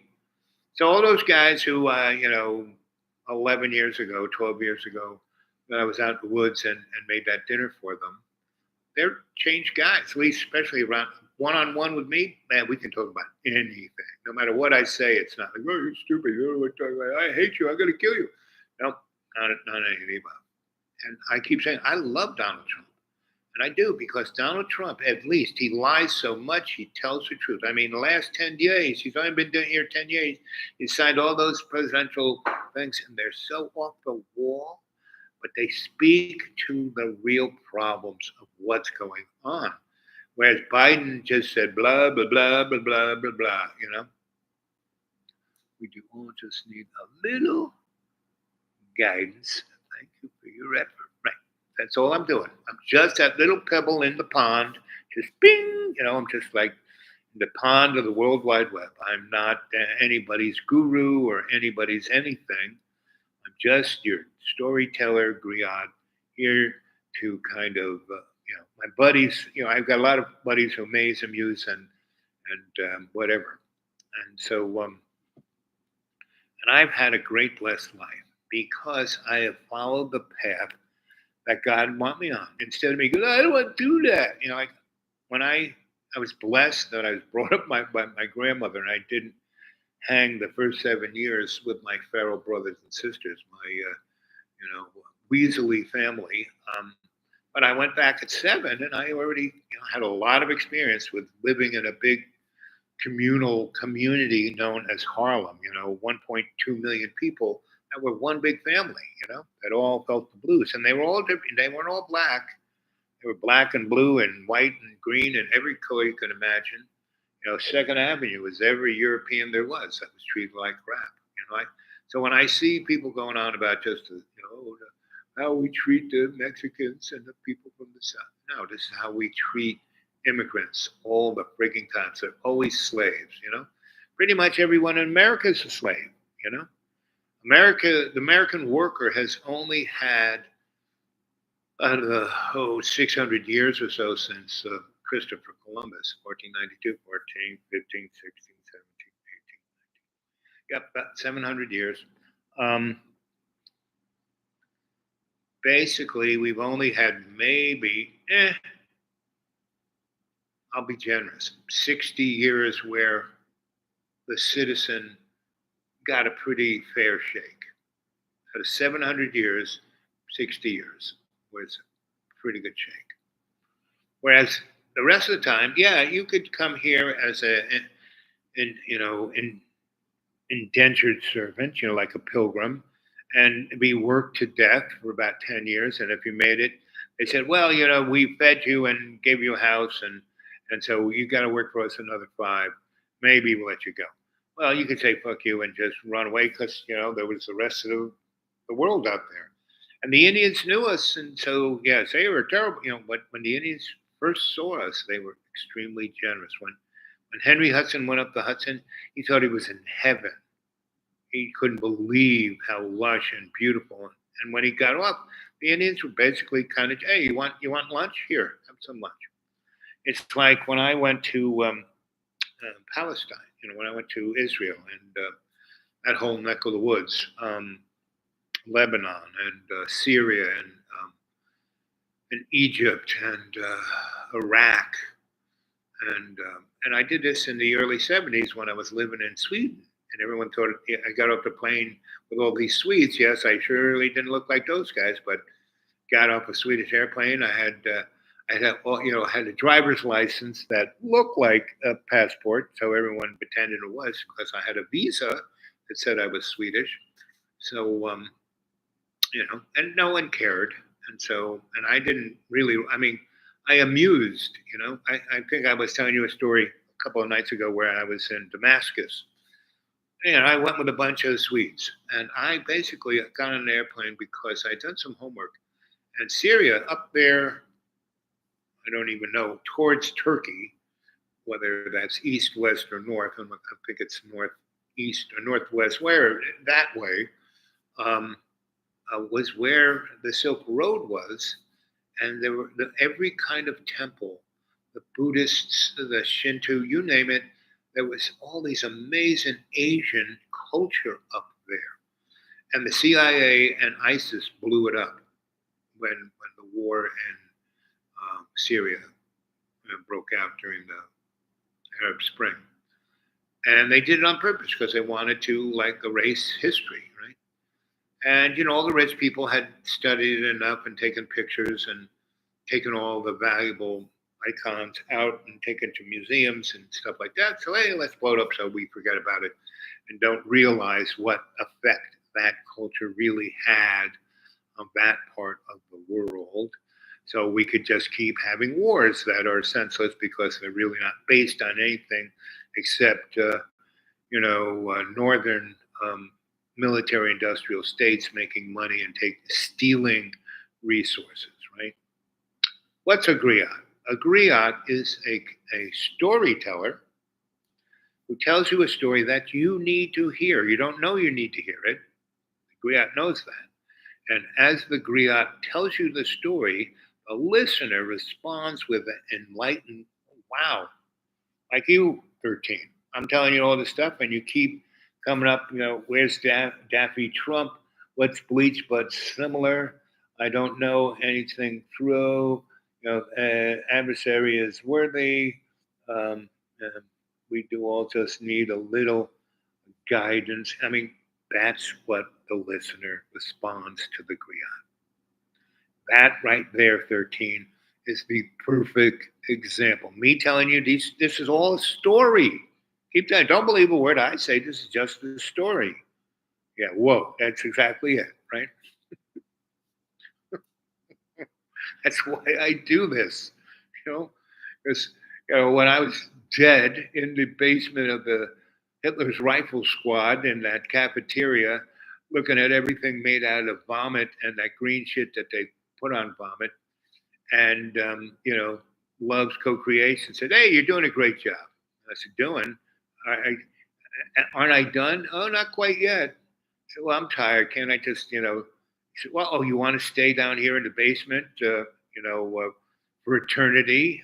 Yeah, you can do that and smell the vomit, green stuff, and for eternity, you want to do that? And these balloons are just going to sag and fall down, and you really want to do that? Or you can go back.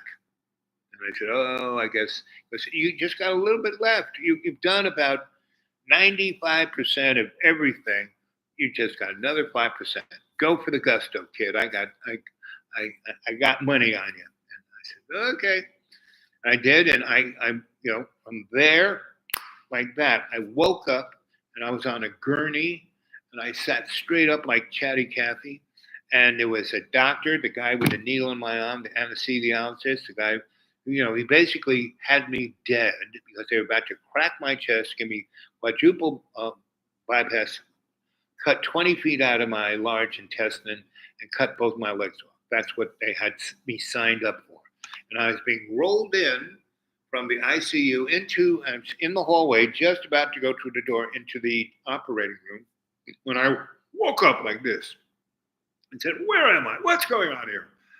And the guy who was pushing the gurney, he fainted, and the nurse crapped herself and ran away. And the only guy who's, the last man standing was the doctor. And he had to, because if I died then, he'd be in trouble, because he's in charge of me not dying with the needle in my arm, because I was full of fentanyl, And I wasn't even getting high. I was just, what the heck is going on here?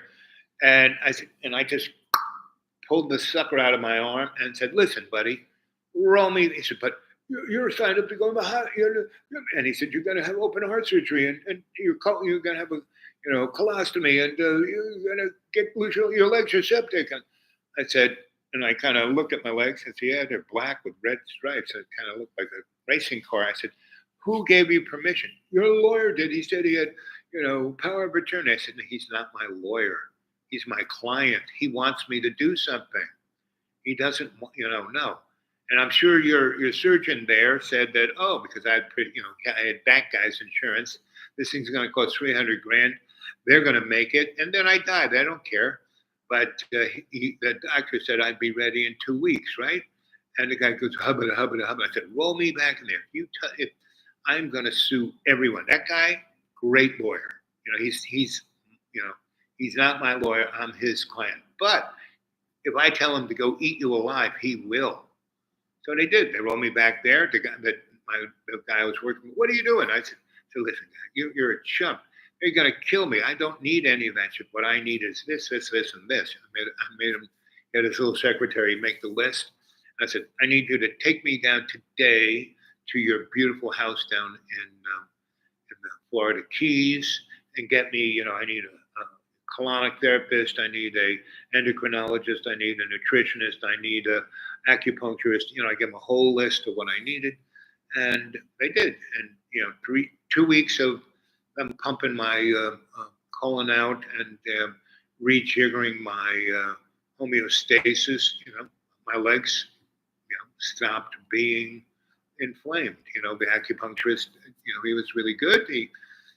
And within 3 weeks, yeah, I was totally fucked, but I wasn't dead. I didn't need, my legs, everything looked pink and nice. And, but I was, I lost, 20 pounds in about, 16 days. And so anyway, I went off and did what he wanted. I negotiated that deal. Then he took me down and put me back there and paid those people to take care of me for another 4 months, which really helped. It got me on the other side. And then he let me stay there. And then he got me another gig. I went and did that gig. He let me stay at his place in Fort Lauderdale, which was really nice.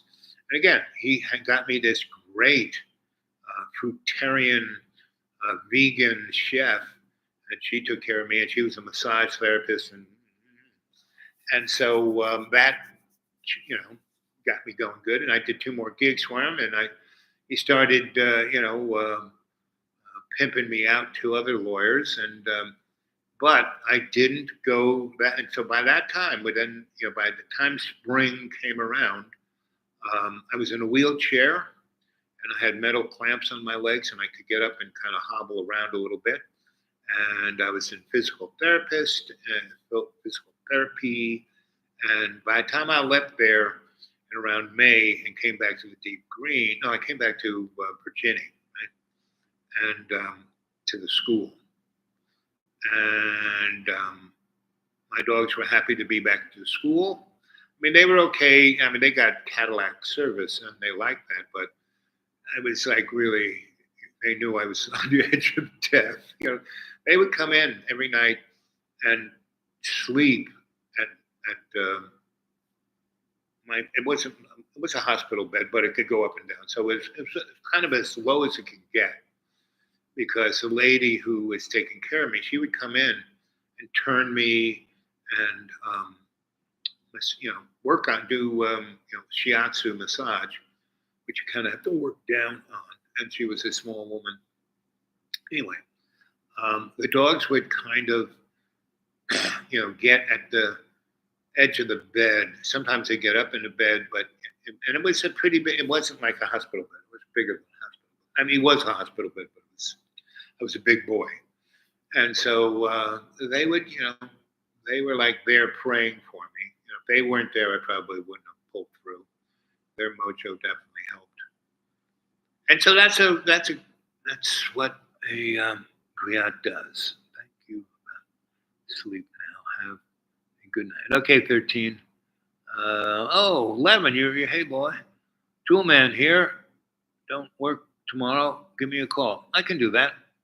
Yeah, tomorrow I have nothing on my agenda, so I'll probably give you a call around 11ish. You doing good? You still there? It's 3 of you there. So that's where we're at, kids. It's a great opportunity right now. Everyone can truly move forward spiritually and materialistically. Just don't get caught up in the crap, right? Just don't do it. Just, Nancy Reagan, she was the best thing of the 80s. Just say no, pretty much. There's so many things that if I had just said, just say no, I would have been a lot better for. Like, gaining 240 pounds. I should have. I mean, I could have been Mr. Hedonist, I still am. I'm still a hedonist, but I am very, I live on $400 a month. I have a great life. I have, today I had a great meal, I found some great things in a dumpster, and I found these cinnamon Cheerios that were still, somebody threw them away, but nobody opened them up. They were still sealed.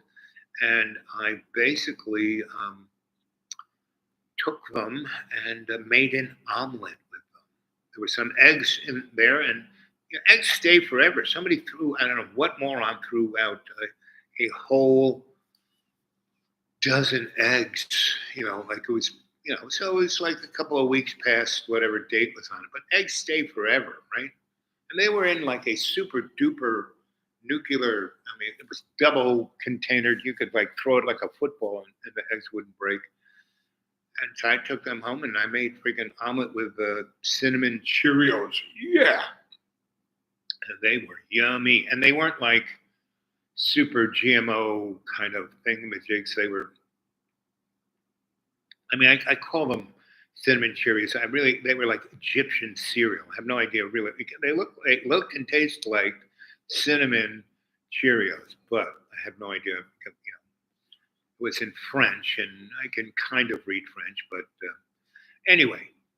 And there was in a garbage pail. I couldn't believe it behind, this restaurant in Elizabethton. I couldn't freaking believe it.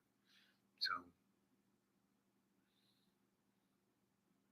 got that and the eggs, right? That and the eggs, and took it back here, and I cooked it basically in the easy bake oven, right? And it was pretty good, I have to say, quite yummy. Oh, and I got Brigitte bread, that thick kind of French kind of yummy, that too in the garbage. Two, and they were $13 a piece. I don't know where that shit came from because there's two restaurants there, so maybe it came from the restaurant. But why they would throw it out, I have no idea. But anyway, so that was today, and I saw my old friend. She was, like I said, she was down in the dumps because of the airplane crash, and it was like I was trying to say, "Don't watch this. Let's not watch this." And she was addicted. She just couldn't turn the thing off. She watched the whole friggin', and that's why I went into the next room and did a little show, and it was early afternoon. And here it is later in the evening, and so you got a little smorgasbord, get a little this, a little that. The guy who's the quote unquote scholastic, "You're not listening to my point of view." I kept reading him all these different quotes. Well, he wouldn't want to talk about any of them except that one thing. Right? It was like, really, okay. What is the best street foods in New York? Street food in New York? Well, when I was in New York, there were little restaurants that were, people would maybe call them pop-ups now, right? And they were good. Now, what was ever being sold on the street would probably kill you. They had Sabrat hot dogs and pretzels and stuff like that. So I left New York in '88. So I think the food thing has changed to tremendous, right? There were super really fancy restaurants, there were worker restaurants, and then there were neighborhood things. But I lived in neighborhoods. I lived in Chinatown, where that food was like, and I dated I worked for Herbert Hung and his daughter Dorothy, beautiful, brilliant, went to Cambridge, went to Juilliard, played the oboe, and this girl was, and she was a wild child. And she dated me because it pissed her dad off, right? And she had this great loft. Her dad owned a building on the Brooklyn side of right between the Manhattan Bridge and the Brooklyn Bridge, and these red brick buildings, and further down, almost towards the Brooklyn Navy Yard, is what is known as the Clock Tower, where the whatever Christian Scientists have their printing presses. But these are beautiful buildings. They were built right there in the 19th century. It's like super duper factory buildings, but modern and very nice, right? And over there was the workers that they could walk, where they built the Brooklyn Queens Expressway. Anyway, and these buildings were empty. And Herbert bought two of them for nothing. Each floor was like 15,000 square feet, concrete, beautiful windows that looked out to Manhattan. It was an unbelievable view. And Herbert's partner, who was another partner of this other guy I worked for, a company called Restaurants Associates. They had all the fancy schmancy restaurants. They had the Windows on the World. They had the big fancy restaurant that was in Central Park, and they had this right where we lived was a place where the Morant's tugboat company parked barges, right? And there was this one barge that had lived over on the 96th Street boat basin.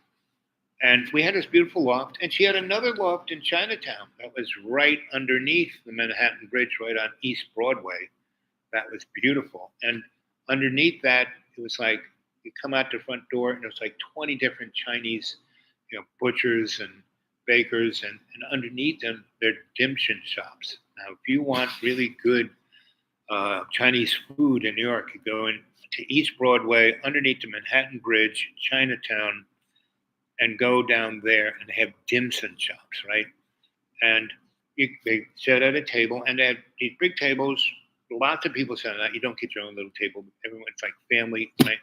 And they come around with these little, trolleys that have these stainless steel kind of little steamer things, and they're all stacked on each other. And they got pictures of everything that is. You can point at that, and the guy will take that. And you get maybe 3 or 4 of these little steamer guys, and then you eat with chopsticks. And they're all kind of buns and rolls and dim sum, and just that's the best Chinese food. All the other stuff is just, chungking and, made for white people. But this is where the Chinese people eat. And it's really. Then, if you want a real meal, you kind of go around a corner, and then again down in the basement, and these super like palaces. And you really got to be able to speak. They don't speak English. You have to speak Chinese. So I go with my sweetie, and when I lived with her and worked for Herbert, I kind of learned Mandarin, and enough to be at least he's trying. And so at least he's being respectful, right? At least he's not being a dinjan, like a dumb white person. So that's where you Chinese food, right? Now, if you want really good Italian food, there's 2 Little Italies. There's one on Spring Street that goes between Broadway and 6th Avenue to Father Fagan Square, where McDougal Street is, that goes up to the West Village, and where NYU is. Or you go the other way on Broadway on Spring Street, the other way to Finelli's. There's Thompson Street all the way down that. And there's 4 or 5 really good little coffee shops and pastry shops of Italian pastries. And there are all these bakeries that are not for the public. It's like for restaurants, or, they have their own outlets all over New York, right? And like Junior's Cheese, Junior doesn't make the cheesecakes. These guys do. And they also make mozzarella, smoked and regular, right? Because that's a cheese that's made relatively quickly, right? It's not like other cheeses that have to be aged and put in wheels and all that kind of stuff. But mozzarella, and that's why it's a poor person's cheese. It's whole milk and turned into cheese, and you get the whey from it. It's almost like making tofu, almost. And so right there on Thomas Street, there are all these places that are bakeries, and you can't. It's like if you go down Thomas Street at like 1 or 2 in the morning, the bakeries are kind of down in the basement, first floor, and it's even in the winter it's hot, so they had the windows open, right? And so the smell of that yeasty bread is like will knock you over. And what's truly interesting, so it's like a factory. So they're making a zillion of these little rolls, and they're like, it's like the Italians had these rolls that are what the French have. It's like they're baguettes, but they're little rolls, and you crack them over. And New York, Hotel Bar Butter makes these little golden squares of butter that you kind of open it up, and you stick the butter in there, and your thumb is on the wrapper, and then you take the wrapper out, and the butter melts inside this And that was Mike Finelli's great invention, how to make those, baguettes, but in little rolls. And he had these heaters in every really fancy restaurant in New York City, whether it was French or, Waldorf Astoria, whatever. These were the rolls, and this is like the New York thing, just like bagels. And it's like an Italian bagel, but better, right? And because it was soft on the inside instead of chewy. And it had everything to do with the water of New York and the flour, where they got the flour. So anyway, so there are these bakeries, and if you're there at 1 or 2 in the morning, and they're just right, so they've got a zillion of these things that are perfect, and then they got thousands that are like they're not going to send off to the rich people restaurant, right? They'll end up in the store upstairs. But if you're going by, and they will throw, because they're kind of on the break, and they're like totally wired on these espressos, and you go by, hey, and they'll start throwing these little rolls at you, right? Try to hit you in the head, right? Just for fun.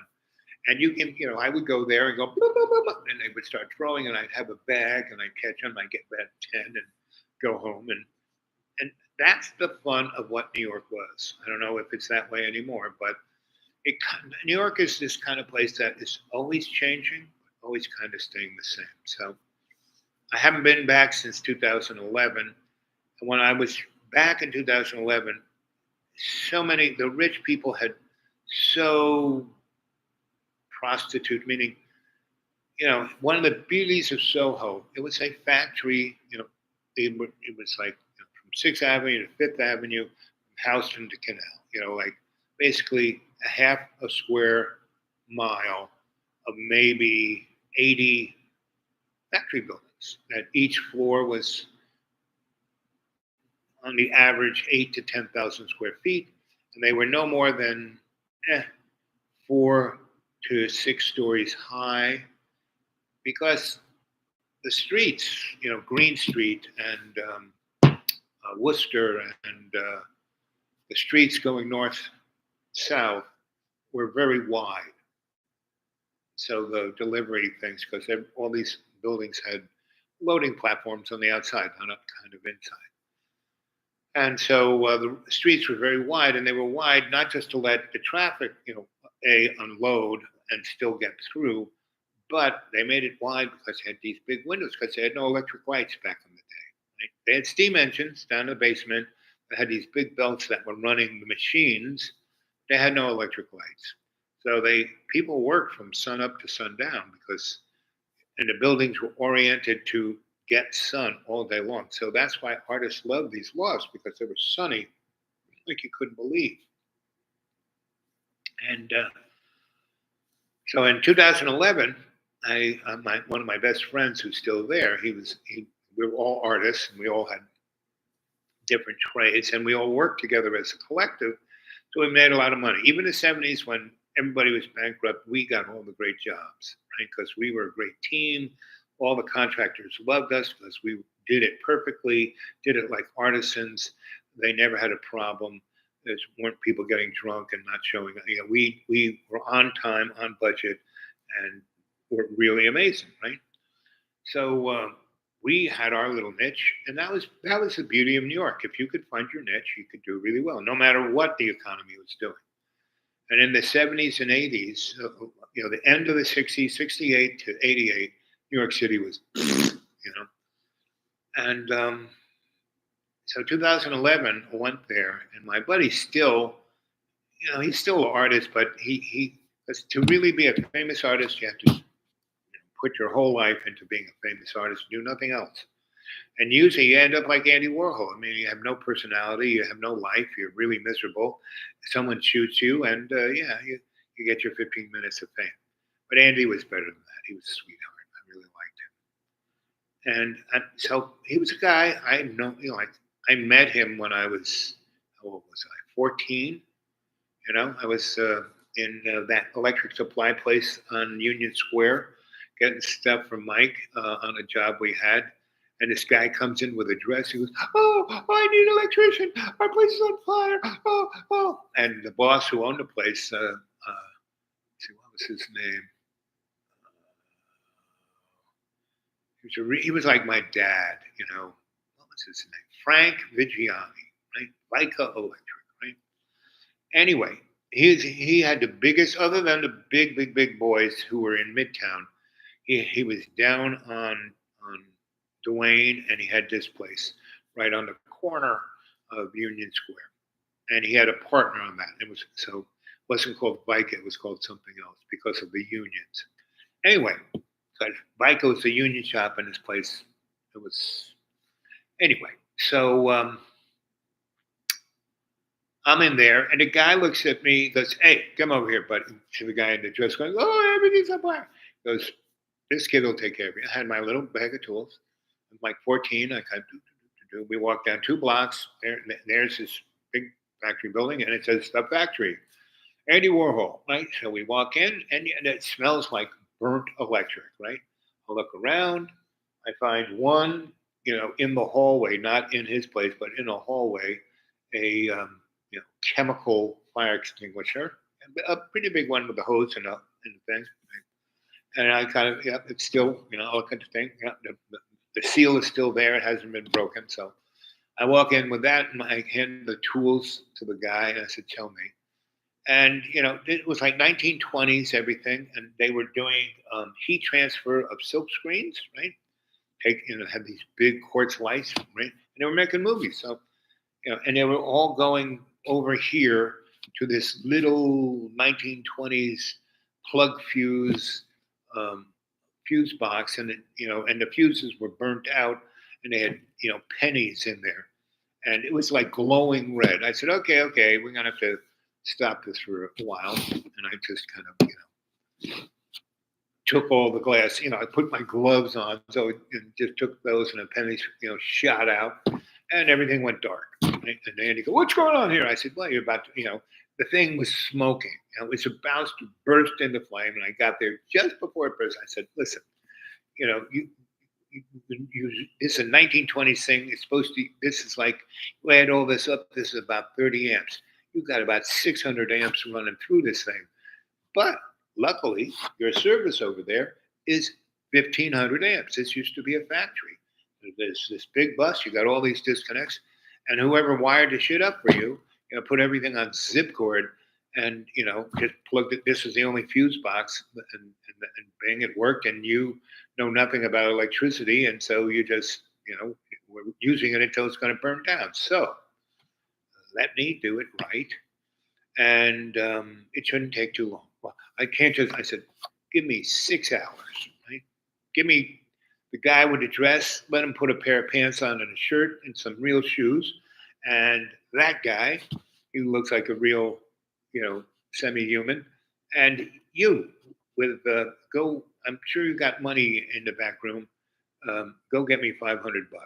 So he does come back with $500, and I said, okay, come with me. So the 4 of us go in there, and I give the boss, and so I said, this is Andy Warhol, and this is Marjorie. That's a guy. Well, he's Marjorie, and this guy's Sam. And when I send them back for stuff, you give it to him. And okay, so Andy gave me 5, and I told him to bring some more cash. And I said, okay, Andy, give him like $800. So he gives the guy $800. I go, so now this guy would have given those guys as much, like $10,000 worth of hardware materials just on my name, because Grandpa stole, and Frank Vigiani, my dad, who owned half of this thing, it's not a problem. Right? I was worth, I had really, and I was only 14. But I wanted to make the relationship, because I knew Andy was he had a big place, and he was going to do a lot of stuff. I could see what he was about to do, and he'd need more. So I said, okay. So that was a done deal. I had the 5 Benjamins in my pocket. He gave the 8 to the man who owned the partner of Frank's, and we got the materials. We walked back, and basically within 6 hours, I had it all. So I put he had scoop lights. I kind of stuck them on the wall straight up the ceiling. He had a big high ceiling, and it was white. So I just put 2 of them up there, attached them to a pipe so they straight up, and they had C clamps just straight up. Right? And I put nice little plugs, plugged them straight in there, and I put two on this nice, trough that had nice switches, 3-phase 200 amp. So I put two 3-phase 200 amp square D panels with 40 breakers, and I took a 1-inch pipe went this end of the building and 1-inch pipe going this end of the building, and then I took a 1-inch pipe and took it up to the ceiling to where there was a mezzanine, and just left a box there. Pulled a bunch of wire through that. Had about 10 circuits up there. Turned, and every 10 feet I put a box. Just bum bum bum bum. I had to get, I got my, whenever I did a job, I always made sure that the job paid for a tool, right? And the tool was, I got a very nice Milwaukee hammer drill, right? And so I got all these raw plugs and screws, and I screwed everything to the concrete wall and EMT, and like I said, 6 hours, right? So I had went out with those pipes, and at a certain place at the end of those, I put on either end over here where his, silkscreen thing was. I put a nice single phase 220 20 circuit panel, and out of that I had SGO plugs with twist locks for all his big lights for his silk screens. And similar on the other side where he was making his movies, had another nice little pouch with twist locks and had extension cords going out to all his big movie lights, and had them all on it so you could just hit the circuit breaker, boom, there we go. Right? And it was cool as a cucumber, 6 hours. And Andy was like, right? So that's how I met Andy Warhol. That's how Andy Warhol became a really good friend. And I never wore him out, or, I never said, oh, I knew Andy Warhol, right? But I'd go to a lot of parties and Andy would be there, and I'd be the guy that would go sit with Andy, because Andy was a very quiet person. He would show up to these parties and not really talk to anybody. He had this little spy camera. He would take pictures all the time. And because, he's really, him and I were the only two guys really documenting the art scene, at least at that period of time. A lot of other people. Donna did a great job of documenting that. But she was not as, she was an art photographer. She really was. I mean, you look at her work, and they really are well conceived things. Me, I deal with people. My real art form is people. So I would document the moment of the emotion of whatever was going on. And that was my real, what I could do well as a filmmaker, as a photographer, right? And like I said, in a day or two, I'm going to get back to the deep green. And when I do, I'll come back here and bring a bunch of photo books and show you a bunch of things all different kinds of situations I've been in, that these photos capture that. And it shows really my skill as a photographer. And that's what both Cartier-Bresson and Lisette Mandela said about my work. They said, you really capture the spirit of the moment of the individual, not the situation, but that individual. And Cartier, he really tried to do that. And I think he got somewhat of a Nobel Prize for that picture of capturing that guy who died in the Spanish Civil War, where he's going through this little place where, the fascists were waiting for them. And this guy didn't know that they were there, but Cartier saw what was going to go. And he waited for like 3 hours for somebody to come through there, because he knew if he waited and the light was perfect, he would capture death. And there's this picture where this guy comes through this little out into the opening, and there are all the fascists who, right?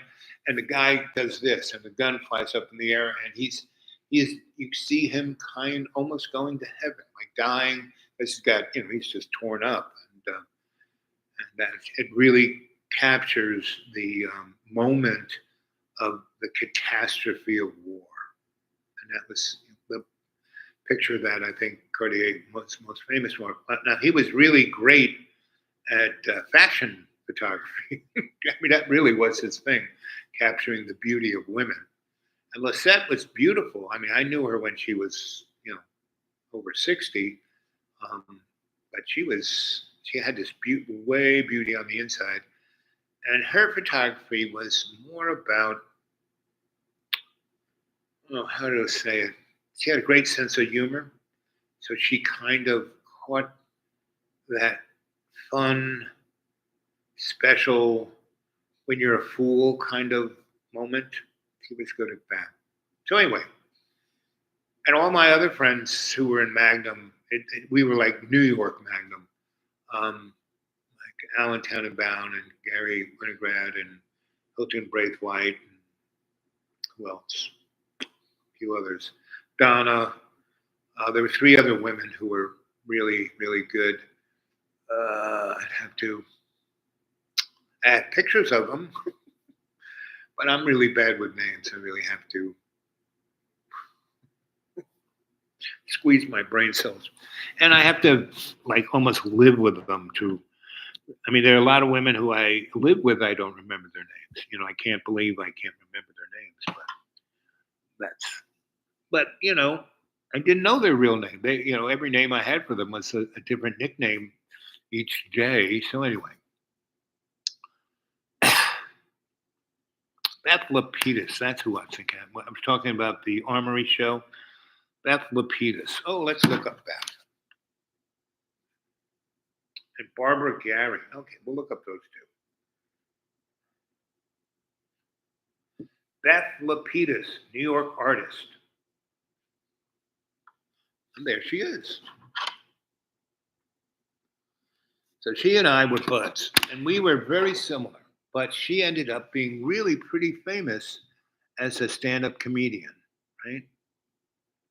And she looks really, and she's pretty old in this picture. And she looks, the older she got, the better she got. Look, because she was like this little Jewish girl. Let's see. Clues, results, Beth Lapidus, New York artist.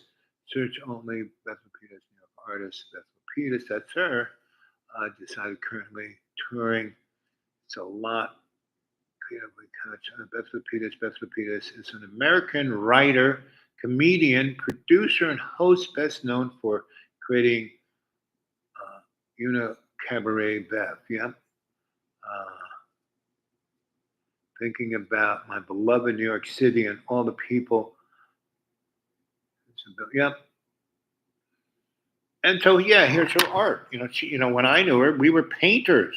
This is her art. That's kind of what she looked like as a younger girl. But that's even better. I mean, she was definitely a Jewish, what can I say? Back in New York, groovy. I should send her a.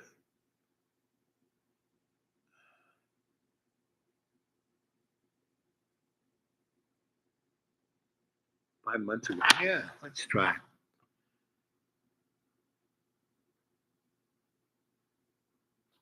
Let's just write it down.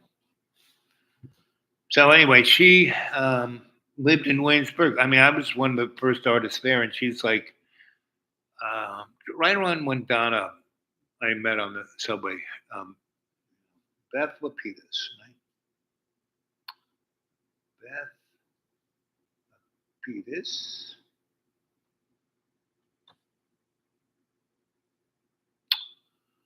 Ooh, at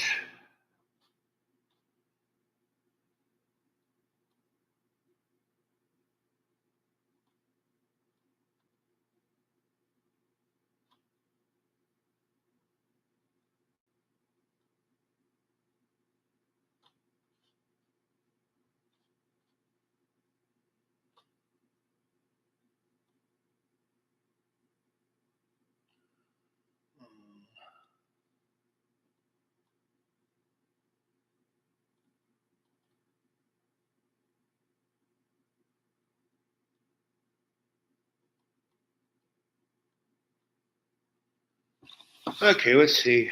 Barbara Gary. Barbara Gary, New York artist. And that's Barbara's work. There she is. I mean, she's showing her work. So Barbara and Beth and I, let's see. It's not that great picture, is it? Can't tell anybody. Let's see, which one's Beth? I can't tell. The artistic insight. Art at Gender Crisis. Barbara Gary quilts. Yep. Yeah, she did quilts. Yep. Lava glass. Yep. Barbara Gary, House Mountain, say Metropolitan. Really? Metropolitan Opera. Right on, girl. House manager. Whoa. Because she was just, I mean, she was a nice Jewish girl making quilts in her leadership. See, that's what happened. So these girls stayed at being a New York artist, for their whole friggin' life. I mean, they go to LA or, but they stuck on that. Me, I was doing a zillion things. New Industrial Space, WAG enlisted two of the artists, Barbara Gary, Rhonda. Oh, I know Rhonda Zellinger, writer and art critic, Ted Castle, too. Oh, okay. Park Street, Tupper Lake, New York, Cassine. Yep, Barbara Gary. So, Jane, why don't you go online and look up Beth Lapidus and Barbara Gary and drop them an email and say, hey, I know Al, your friend Albert from Williamsburg, Brooklyn, Donna's husband. That's enough of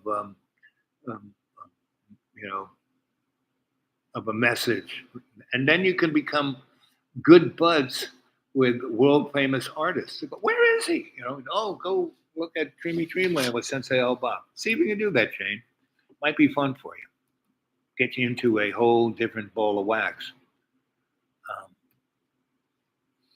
And yes, that's Al. Al, Albert.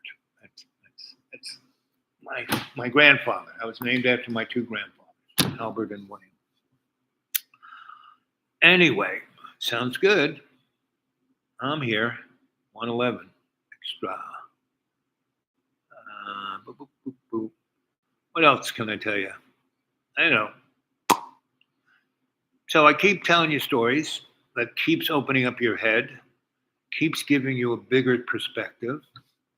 And what I love most during that period between 1963 to 1988 in New York City. So, in 63, I was like 13. 88, I was, I guess, 48.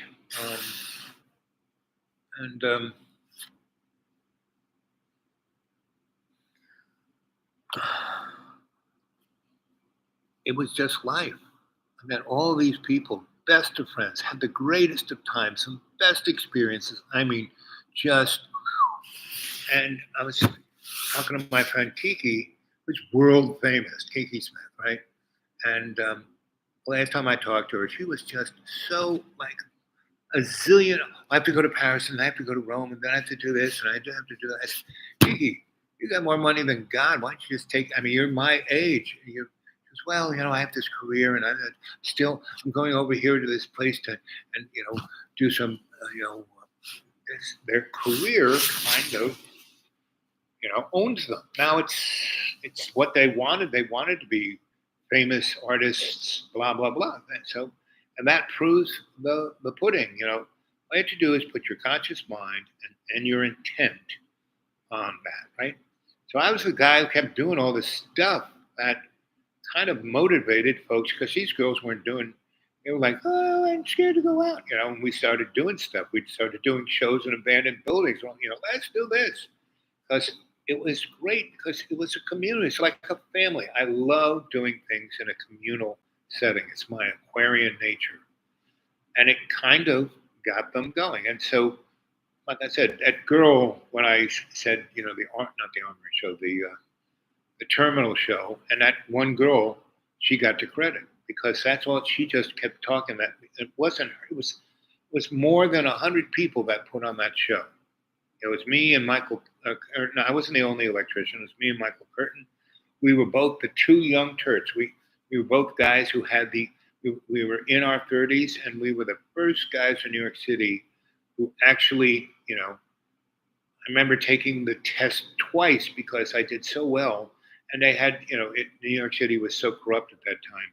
The FBI was trying to get their cut, and they came in and said, "You cheated on the test, somebody, blah, blah, blah." Because the test, the master electrician's test in New York was like an arcane experiment. You know what I mean?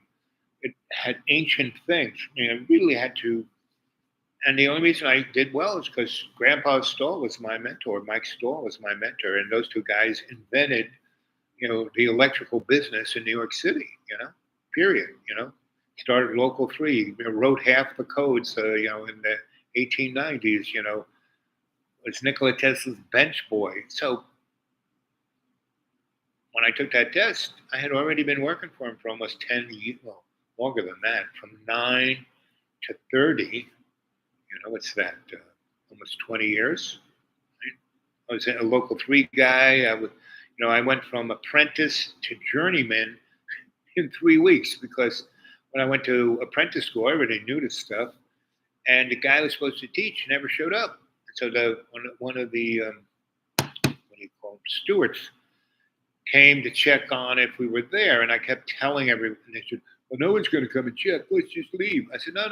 We got the books. Let's study this together." "What do you mean?" I said, "Well, don't you guys?" And they were real apprentices. I mean, they hadn't done any electric work. And so, we 2 days a week, we had 4 hours of supposed to be going to school. So I taught that class for the first, 2 weeks. And that's when the steward showed up, and I was there. And I had take these guys. None of them, they were just sitting on the bench. And I took them to jobs I was running. And we didn't have enough guys. So they were in the union. So, hey, why not? And so I showed them, what the tools were and how to strip wire and all that, how to bend a piece of EMT, all that kind of stuff, right?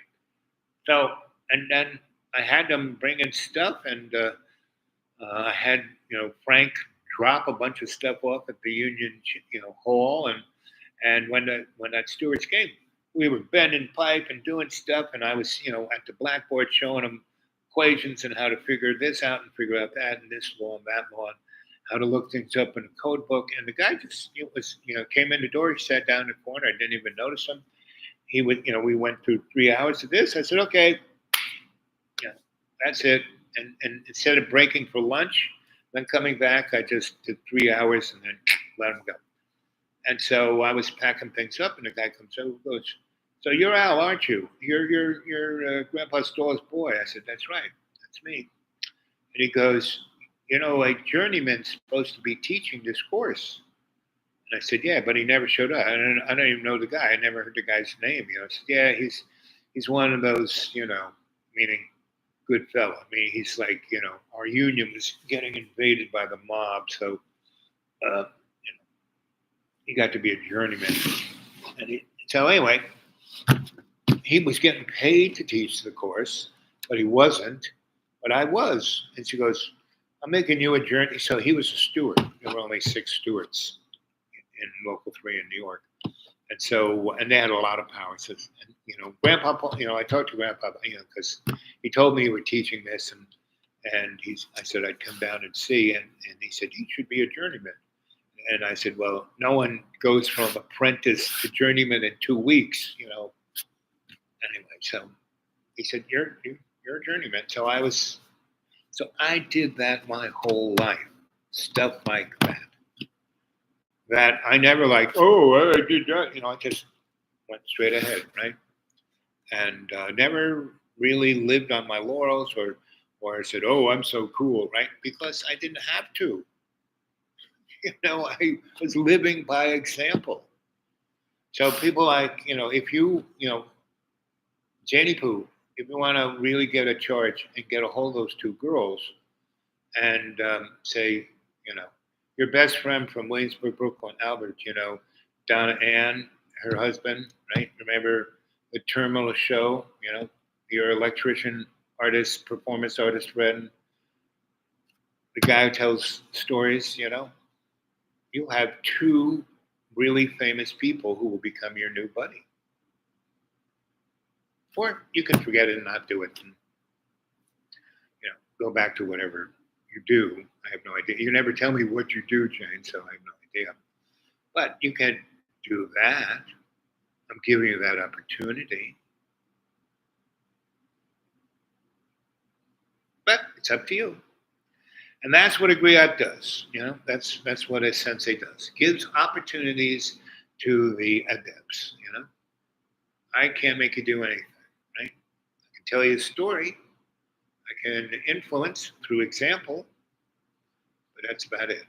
It's all up to you, right? And I keep doing it because I sensorily, shamanically understand and feel everyone who shows up as the cadre here on the live chat. I can feel everything you are going through. And so I understand that it's worth my while to help you out, right? Because that's why God put me back here after I die. Instead of being in that stinky basement for eternity, not everyone gets to the lake of fire, right? And this is much better, right? So I'm having a great old time. So that's why I do this show, because it's what I'm supposed to be doing. So that's why I do it. Sometimes I don't feel like doing it. And that's fine. I don't have to do it every day. I do a lot of them, but if I don't feel like doing it, if I don't have any need, and it's not so much need, it's like I don't have the need, but I see the world out there has the need to hear a little story or a little chit chat or a little thing. And it's whatever that show that I did for 5 hours. And then YouTube said, "Oh, we're not doing. You're not getting chastised. You're not getting a mark. We're just not putting this one up." And then when I went back and AI said, I said, "So what did I do wrong so I know not to do it again?" And it said, "Oh, not really. You didn't really do anything wrong. It was just it was so long and you did you like pushed the envelope so much on this and a little bit on that. There's nothing really particularly." Like maybe keep it under 3 hours so you won't go past that tensile strength of the moment. And they didn't, and again, they didn't say it that way. I'm putting it more in because they said it so obliquely. And I said, "Oh, you're not getting a mark. You're not really being chastised. You're not being punished. It's just, we're not putting it up." Meaning showing, hey, yeah, you were getting pretty out there on this one. So just to show you, keep it down. We let you do it, Anyway, so it's down to one person, and I'm gonna bail right now. Yeah, it's 11 o'clock. I might get some sleep. Sleeping on concrete, it's tough. I usually don't go to sleep until so I'm already asleep, and that's when I go back to sleep. Okay. Well, that was fun. 2 hours and 34 minutes and 34 seconds. I love it when that happens.